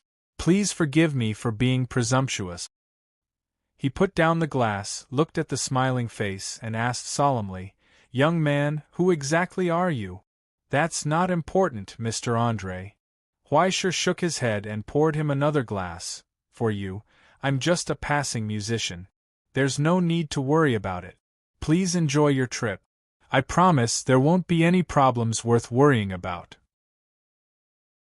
Looking at the middle-aged man's hesitant look, Weischer wiped the snow pot and glass and said calmly, "I can see that there are doubts in your heart, as well as the worries of a father.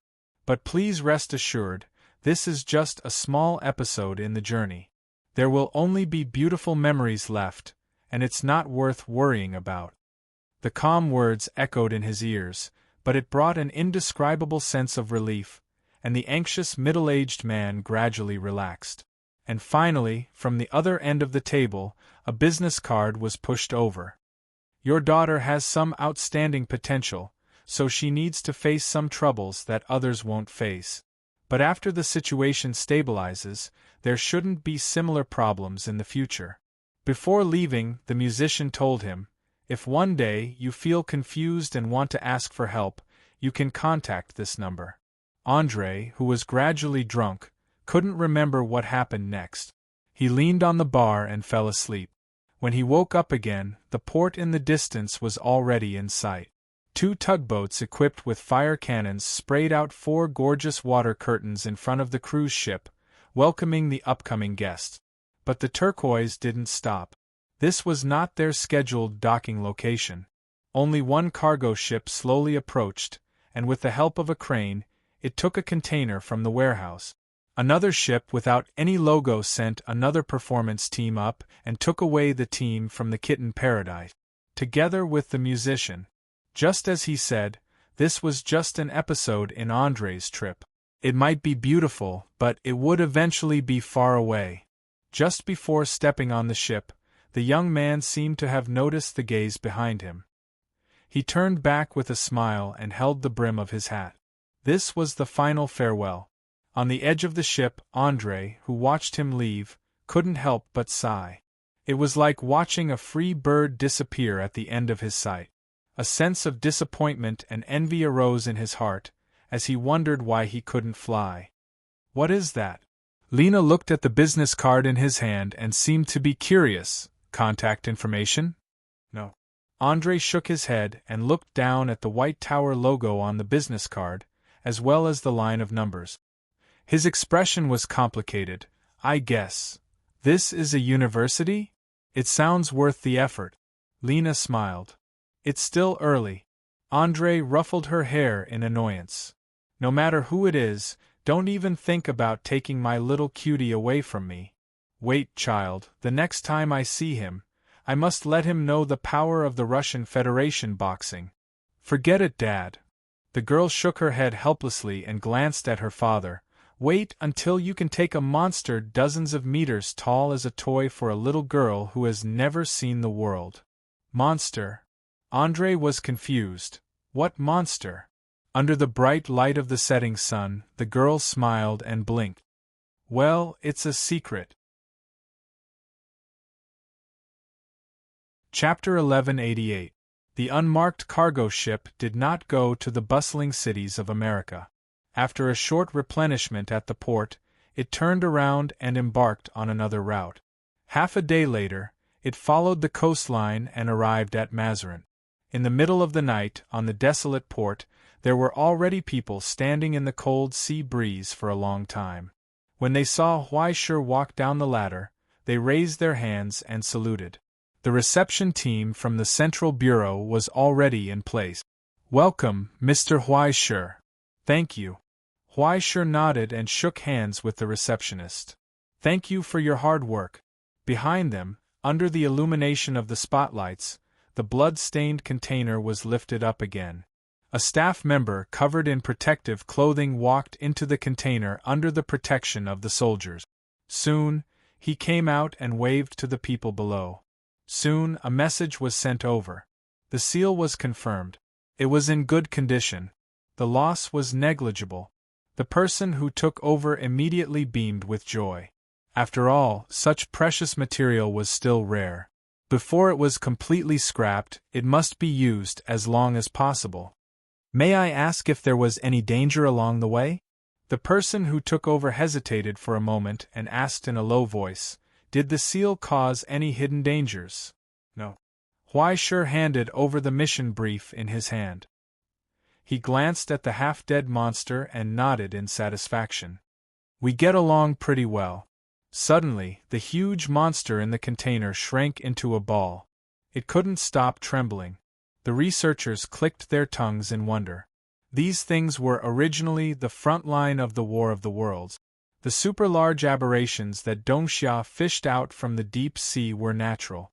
Needless to say, they didn't have brains at all. Often, they would only go crazy to destroy or spread pollution. No matter how many cages they were put in, no matter how many lessons they were taught, they wouldn't learn anything. And like this, when the two sides were carrying out an open-air handover, once they noticed that the seal was loose, these unruly monsters would definitely enter a state of restlessness and madness. It was not like now. It was like kindergarten students going home with their parents after school. They couldn't wait to carry the container and run away overnight. What on earth did you do to it? Oh? Isn't it better to have a friendly discussion and ask it to be quiet and help a few more times? Huaisher smiled and gave a positive comment. It's not as bad as people say. Don't be misunderstood by stereotypes. It was actually very obedient. It ate 2 meals a day and pooped once. After it pooped, it would obediently eat again. It didn't cause much trouble. With the bait on its body, they managed to capture quite a number of mist spirits and mutated creatures that had seeped out of the rift a few days ago. The cleaning efficiency has increased a lot.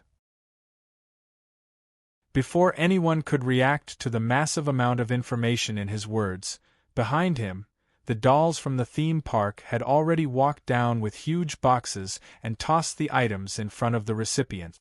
That jaw-dropping amount piled up into a small mountain. Scarlet crystals were still leaking out of the chests that were randomly picked up or put together. They fell to the ground and made cracking noises. It illuminated a sea of dazed faces. Those were the final crystals formed from extreme pain and despair under the purification of death. I seem to have kept some of these things in my group as snack. There's no use in having more. Just pass them on to the American branch of the Command Bureau for me. Huaisher smiled generously. Perhaps for others these were precious and rare alchemy materials and raw materials, but for the current Huaisher, they were just byproducts of the hunt. With a casual rub of 2 hands, there were too many to hold. In the next few days, after Nautilus's warehouse was full, Huaisher was too lazy to get any more. There would be too much residue even if they were directly thrown into a boiler and burned. And thanks to this operation, on the route chosen by Huaisher, 4/5 of the deep nests ushered in a disaster. Who knew how many mutated creatures' parents went out for the smell of meat but never came back, leaving empty nests and orphans to be fed? And by the time those orphans grew up to be a threat again, it would be at least 4 or 5 years later. Without waiting until then, someone would probably come to their door and scatter their ashes together. Big cleaning. This was what the executors called this operation that covered the entire present realm. It was just like in the past. At the end of the year, the whole family always had to wash up, sweep the floor, wipe the windows, and clean the dust on the top of the cabinet to celebrate the new year. It was the same for the entire present realm.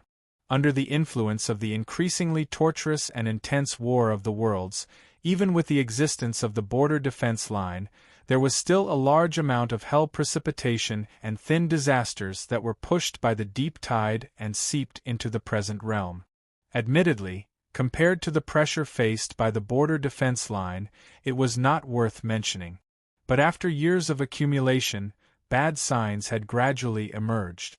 Many areas and creatures had shown signs of aberration. In areas where there were few people, there were even reports of large groups of embryonic forms. Of course, such a small problem was still far from truly endangering the operation of the present realm. But they couldn't wait until Rome was frozen to start cleaning up, right? They had to prepare for a rainy day. Therefore, under the coordination of the general administration and the major pedigrees, after a few months of preparation, a new round of cleaning up campaign was set off in the entire present realm. In addition to eliminating evil from the endless illegal cults, they also had to protect the safety of the city and maintain the ecological environment. To be honest, Huai was actually very interested in the first one. If it didn't work, the second one would be fine too. However, as Yun Zhongjuan, who was the best at regulating the environment, he was really suitable for the task of maintaining the ecological environment. In addition, most of the pedigrees in the present realm were very touched by Nautilus's entry application and rejected it without hesitation. "What are you doing, stinky brother? This is the present realm, don't mess around." The present realm was not the border or hell, and Huai was famous for being a lunatic who didn't care about anything when she got high. Coupled with a strategic weapon like the Nautilus, when the time came, a casual shot from her would probably set off the entire realm's alarm. It couldn't be helped. Now, he had enjoyed the same treatment as part of the Tier 5. Once he returned to the present realm, even if he took a few steps out of Donbua, it would cause countless problems. This directly led to the fact that in the end, there were only a few places in the Pacific Ocean for him to choose from. Since he was going to sweep, why not sweep his own sea route? He could also take a vacation while he was at it. Anyway, he didn't intend to get involved in the affairs of the present realm during this period of time. He just wanted to take on a mission to kill some time during his short vacation. In this way, he took the bait distributed by the general administration and circled the high seas. He traveled during the day and worked at night. To be specific, he relied on the strong vitality and regenerative ability of the monster to chop off a few pieces from its body with an axe and throw them into the sea. Under the temptation and attraction of the disaster aura, the newly formed mutants couldn't resist at all. The newborns within a few thousand nautical miles would fall into a frenzy and instinctively chase after the turquoise. Then, they would be sent away by the sharpened crows. The origin substance left behind would be directly calcined into crystals, and the remaining body parts wouldn't go to waste. It wasn't easy for the monster to bleed every day, so he chopped them up to nourish its body. After following Huai all the way, not only did it not lose weight, it gained a few 100 kilograms of weight. Ignoring the shadow in its heart that no one cared about, it could be said that it had made a small profit. Unfortunately, good times always passed quickly, and it was time to say goodbye again. Although Huai was quite reluctant to part with it, seeing the monster almost cry with joy, he couldn't help but feel a sense of defeat. He had thought that everyone's relationship was quite good. After arriving at your new home, you have to listen to Mom and Dad.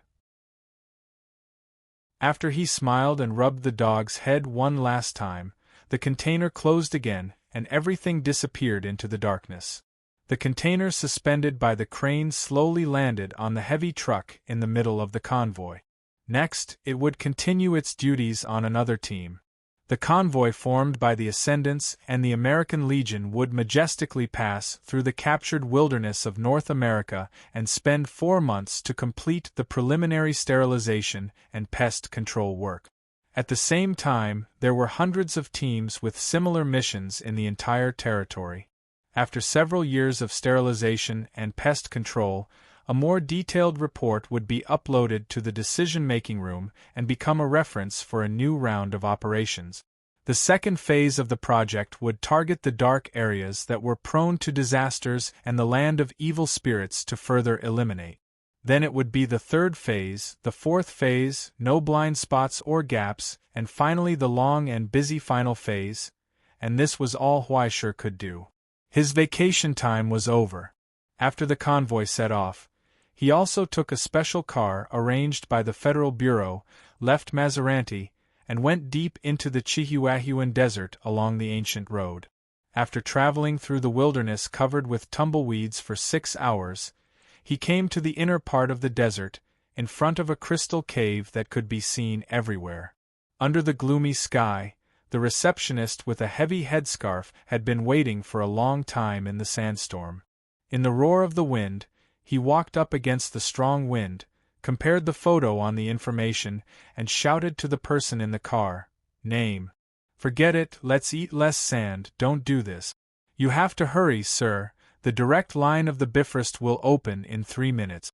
Those guys up there are too good at timing. If you miss this wave, you'll have to wait for another 2 weeks. Don't say any more. I like your simple way of doing things." Huaishur was almost moved to tears. After waiting for so many years, he could finally fast forward. After trekking a few dozen meters in the storm, he followed the receptionist into the cave. Waiting for him was a mining elevator that had been around for a few years. When he pulled the switch, in a low roar, the steel cable that extended to the deepest part of the cave began to rotate, and the old elevator shook off a burst of rust and dust. From the deepest part of the mine, a cold and turbulent wind blew. "I wish you a safe journey, sir."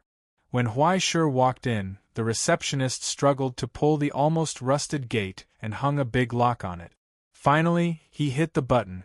In the loud roar, Huaishur ushered in a sudden weightlessness.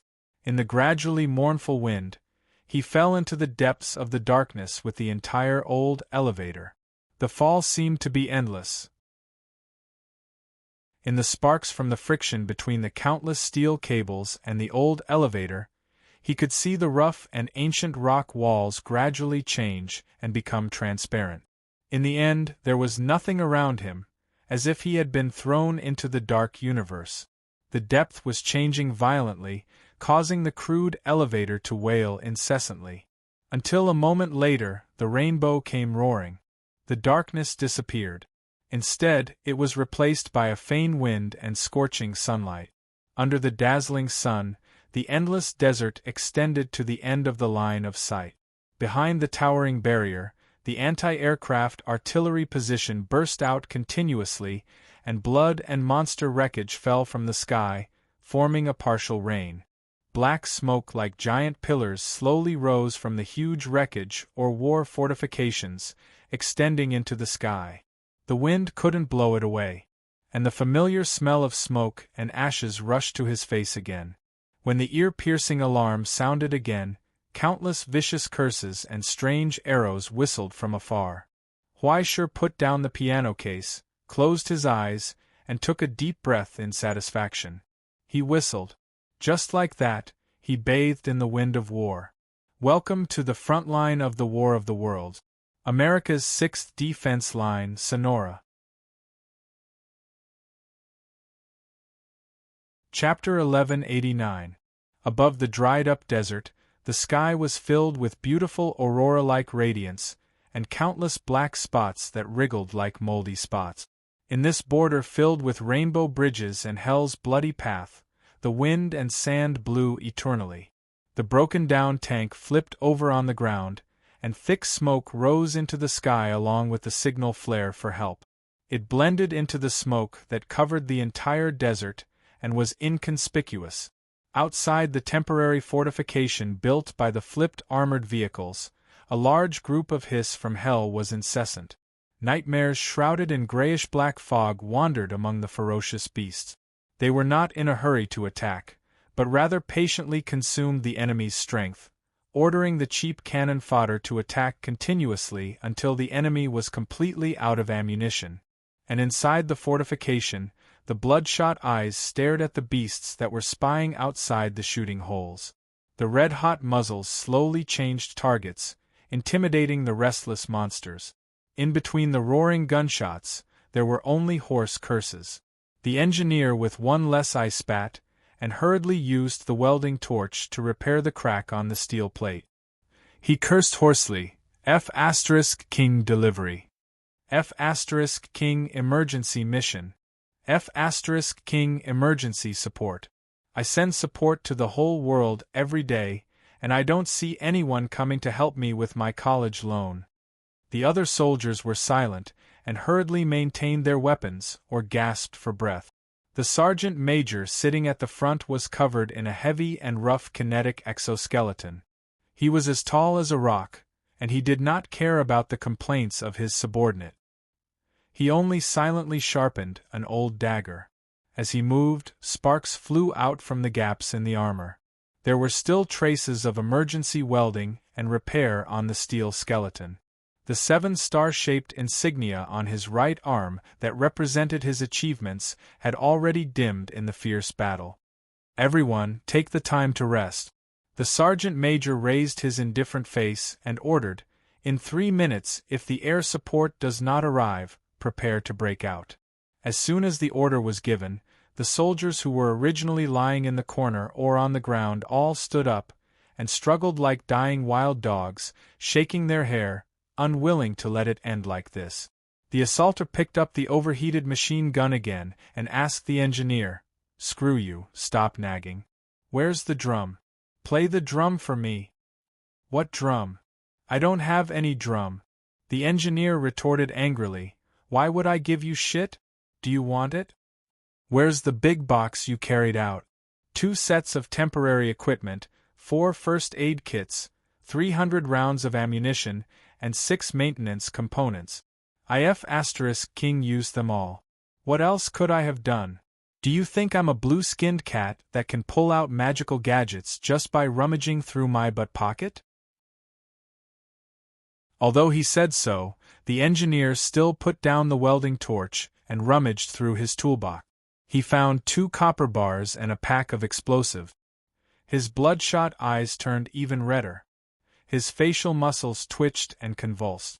Sticky blood oozed out of his mouth and nose. But in the toolbox, the copper and gunpowder were enveloped by an invisible force. Brand new bullets shot out from the small box one after another like a waterfall. In just a few seconds, a small mountain was piled up. Relying on his mediocre scholar ability, he barely managed to produce a batch of bullets of varying quality. The engineer laughed self-deprecatingly and looked up to say something.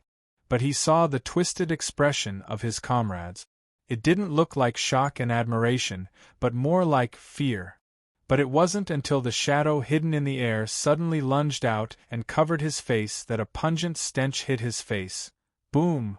The roar of steel burst out. In the eruption of flames, the heavy power armor instantly ejected out. It took less than 0.1 seconds from standstill to assault. The sudden increase in speed would cause an overload of up to 9G. The scarred face of the sergeant major instantly turned crimson red. He charged forward in the defense structure that was too narrow compared to his extreme speed and abruptly stopped in the storm. The red-hot steel arm was already smashing down. In an instant it suppressed the monster that broke through the air. The iron light flashed in front of the engineer soldier's eyes. Then, sticky and stinky blood spurted out from the split nightmare corpse. Fortunately, the engineer soldier still remembered the general knowledge that was memorized in his head. He quickly backed up and covered his nose and mouth, not being corroded by the poison in the blood. The horrified scream was choked out in his throat and turned into a curse word squeezed out from between his teeth. Fu *k. Without giving them any time to rest, the screams of the nightmares sounded again in the distance, urging the beast horde to launch a fierce attack. Inside the defense structure, everyone was in position in an instant. Even the engineer soldier that just returned from the edge of life and death once again rushed toward the bullets and assisted the assaulter to reload at an unprecedented speed. Roaring gunshots burst out again. Continuous screams, roars, and screams continued to sound outside the defense structure. Looking down from the sky, it was like a lonely reef gradually being drowned by the wave. The combat team that was far away from the defense line was completely blocked by the large group of Hell. There was a limit to the final struggle. It was only a matter of time before they died without a complete corpse. The closest allies were 60 kilometers away, and they were madly rushing over. However, there were at least 2 rifts between them, and at this moment it gradually slowed down. They stopped on the spot. This was a meticulously designed trap for the rescuers. This squad was just an unlucky one that was attracted by the fake distress signal. In this desolate border of Solano, where only the flames of war were left, sudden deaths were too common. Even at this moment, the sergeant major's cold expression did not waver at all. It was like a rough and ugly iron block. He just silently held the ridiculously powerful pistol and slowly reloaded, aimed, and fired. Any important threat would be blown into a cloud of sparks. Every time he pulled the trigger, the exoskeleton armor would whine. The reaction force that was enough to make the bones and muscles whine together did not change his movements. "Focus on defense," he said. "We still have time." None of the soldiers behind the defense line spoke. There was only bitter silence, because the communications soldier who was protected at the innermost layer was cursing at the depth communicator. He did not care about his manners anymore. He crazily urged, F*CKU support? Fire support. It's been 10 minutes, why can't I see a single airplane feather? The storm fusion caused by the Thunder Sea has gone out of control. Flight formation number 1 has lost contact. The communications soldier from the other end reported with pity, Flight formation number 2 has taken off from Euphrates. 20 minutes! You bastards, 20 minutes! After 20 minutes, my ashes will be gone, and you still want to support? Can't you be faster? Hurry up! The communications soldier cursed, roared, and was about to cry. He suppressed his sobs, begged, and pleaded. However, there was only sad silence on the other end. In this silent silence, he seemed to have finally understood something and did not speak anymore. "No one will come to save us, sir." The communications soldier turned around and said dully, "We have been abandoned." The sergeant major did not speak. It was as if he did not hear it. He just silently raised his hand, pulled the trigger, reloaded, aimed, and fired again like a machine. It was a futile struggle against hell, until the nightmares in the distance screamed again. The large group of nightmares wandering around could not wait for more food and shouted angrily. The nightmares also lost interest and patience. As the noisy and strange murmurs spread, a huge pustule seemed to bulge in the empty void. It was a tumor, and then it suddenly burst. In the gushing darkness, the huge monster hidden behind the curtains stretched out its strange claws towards the sacrifices here from thousands of miles away. The 9 outstretched fingers and the huge palm cast a shadow that shrouded everything. It grabbed at the ground. The isolated and helpless soldiers shouted and roared in anger. They pulled the trigger at the huge hand that smashed down and spat out the last of their anger. However, the bullets seemed to be swallowed by the endless darkness. Together with the anger, they disappeared. In the incoming hurricane, the engineering soldier screamed, hugged his head, and curled up in the corner. But at that moment, he only saw a dazzling rainbow light that penetrated the sky and the earth. It fell from the sky. Like thunder, it tore apart the heavy darkness. It stopped the oncoming darkness abruptly. The huge claw froze in the air, unable to move, as if it was clamped down by an invisible palm. Right in front of the figure that appeared out of nowhere. When he raised his hand, the 10,000 creations froze. In the dead silence, only the faint sound of the strings echoed in the zither case. It was so clear. "I'm sorry, the landing location seems to have deviated. I think I'm lost." Huaishur turned around and looked at the messy soldiers and asked in confusion, looking at the identification signal, "It should be an ally. Do you need help?"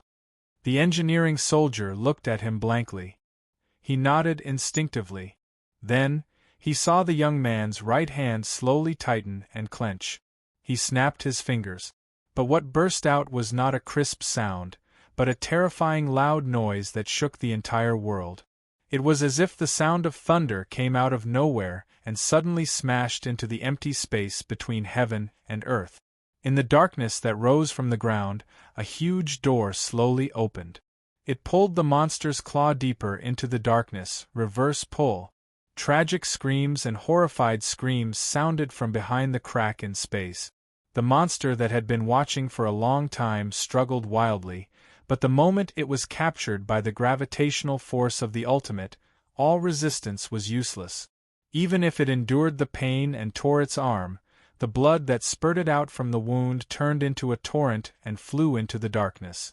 Together with the large group of hell that was scattered around, it was as if an astronomical phenomenon as huge as a black hole had suddenly descended upon this place. It emitted a terrifying gravitational force that could not be avoided. Now, the ultimate was greedily devouring. Through the rapidly shrinking crack, it instantly pulled the huge monster completely into the eternal darkness.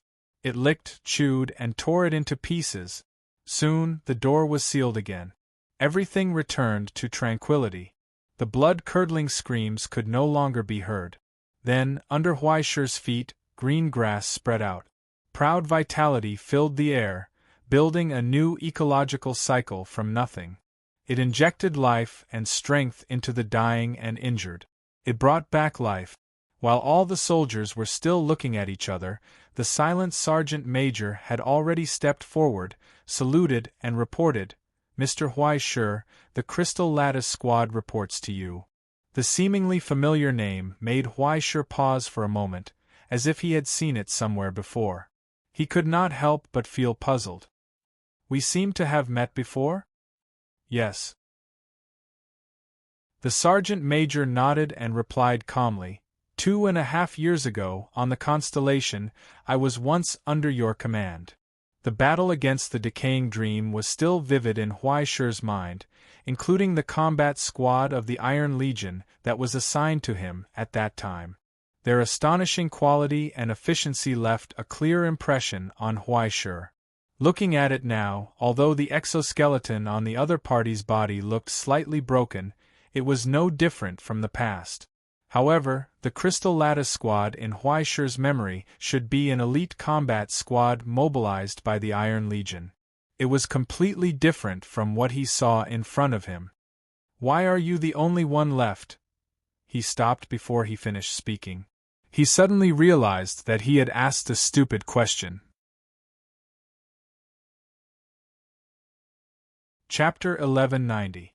How could the Iron Foundry Legion, one of the 4 great legions of the Astronomy Association, be absent from the War of the Worlds, especially those teams that had participated in the battle against the decaying dream, those carefully cultivated elites?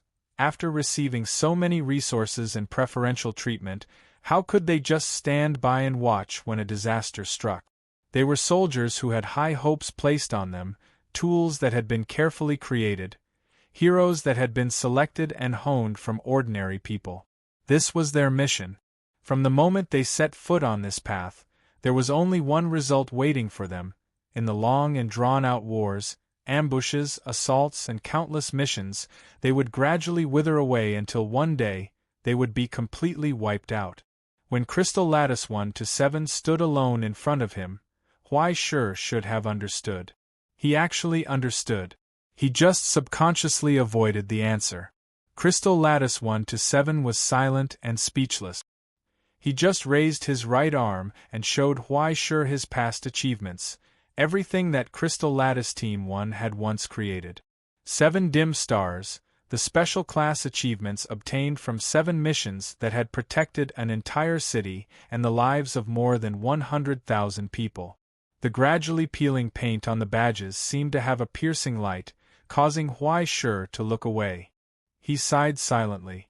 Under the gloomy sky, a stinky wind blew from afar, mixed with the smell of blood and ashes.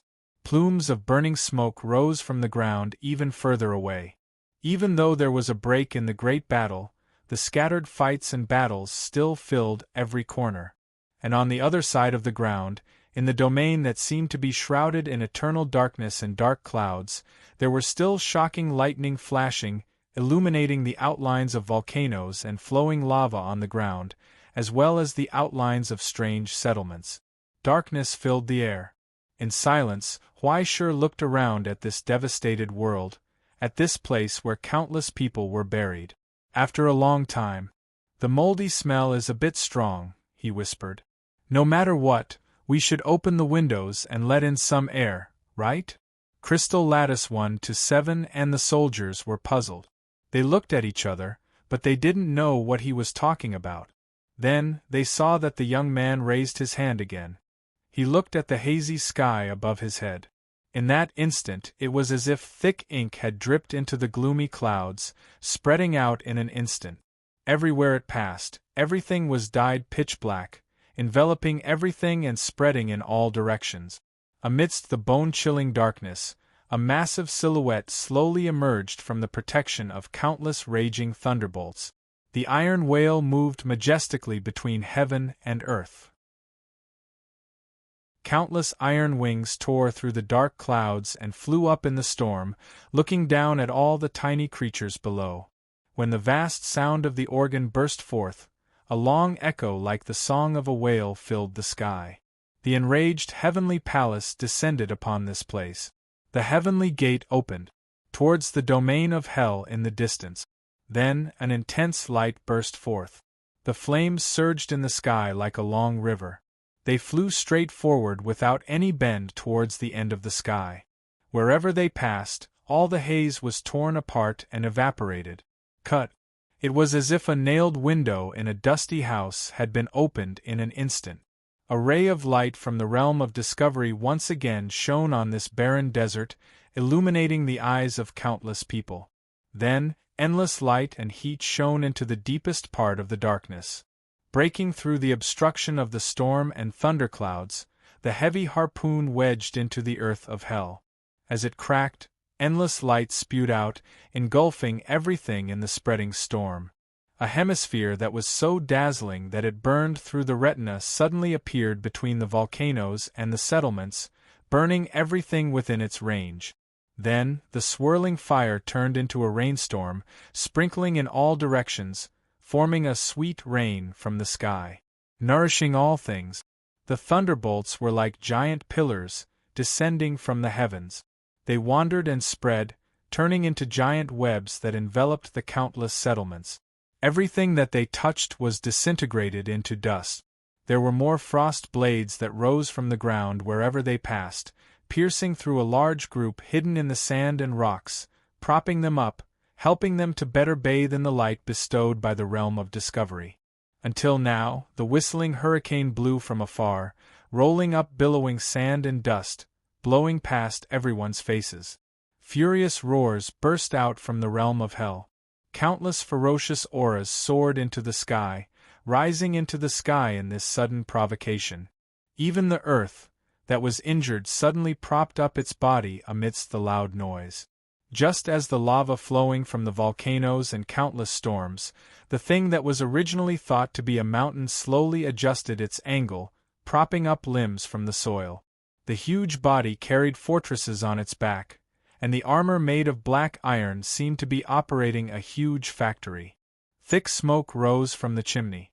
The red light of the furnace illuminated the dark clouds, and the towers and steel turrets were like needles, covering the whole body. The monster that was hundreds of kilometers long had awakened. Through the gaps in its shell, a pair of eyes that were as empty as a dead fish's stared at the source of the lightning. Malice swept over like a tide. It looked at Huaishur, and Huaishur was also looking at it. On the other side of the world, amidst the sirens, totems representing the American gods appeared on the defensive line formed by countless huge pyramids.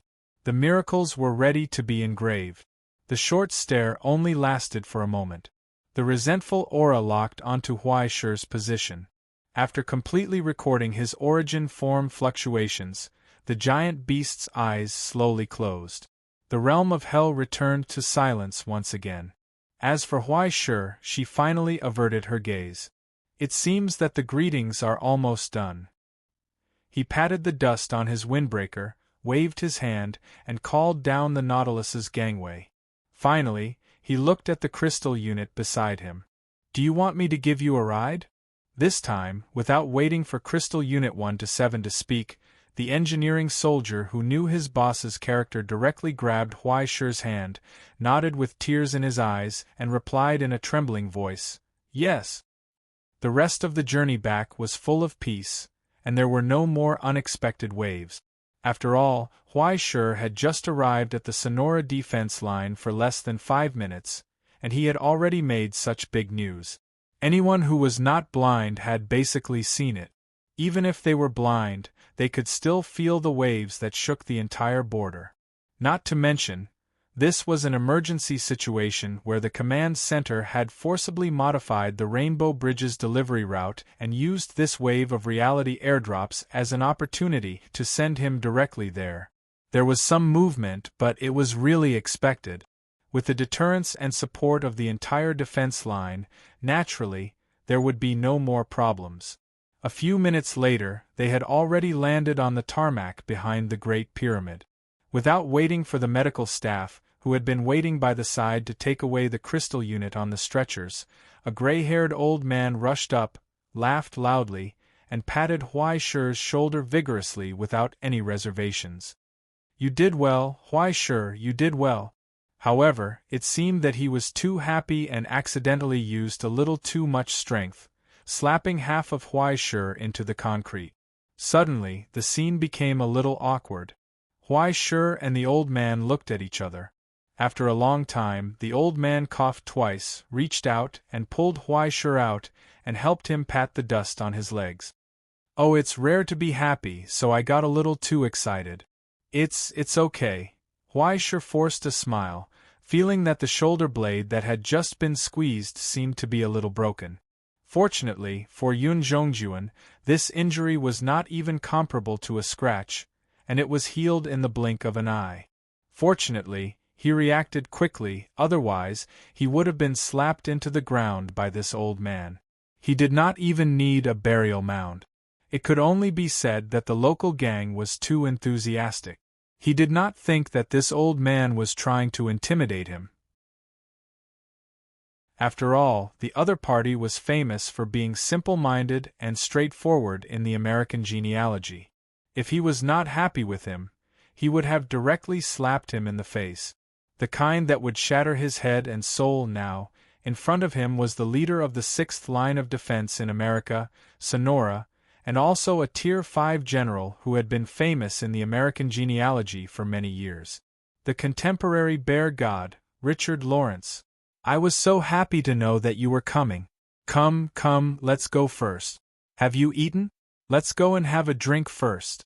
Lawrence waved his hand and walked in front, leading Huaishur directly to the canteen.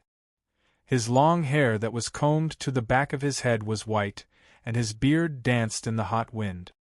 His burly figure cast a huge shadow.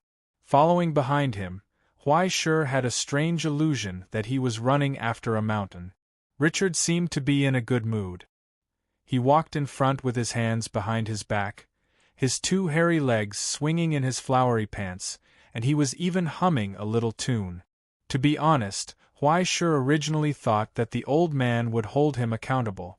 After all, if he had not handled the cannon shot well, the large group of people in the infernal realm might have started another tide of war in the restlessness. However, the old man did not seem to care at all. Instead, he held the menu and kept recommending the special agave in the local military restaurant. It had to be said that the flavor was one thing, but the alcohol content was really strong. Drinking it was like chewing on a knife. Relax, Huai, relax. After finishing a steak, Richard wiped his mouth and waved enthusiastically. Just treat it as your own home, your own home. Huai's face twitched. He turned around and looked at the countless uniformed soldiers running outside, and the bustling sports field. It was really hard to feel the warmth of home. Moreover, he did not come here to go home. Anyway, don't think about that nonsense. There's no need to be nervous. Work is work. Izzy's friend is my friend. That old man has a high opinion of you. When it's time to use you, he will definitely not let you sit on the bench. The bear god picked up his glass and drank it in one gulp. As for the rest, I don't care. It's really reassuring to hear that. Huai sighed, picked up his glass, and took a sip of the bear god's custom-made special agave.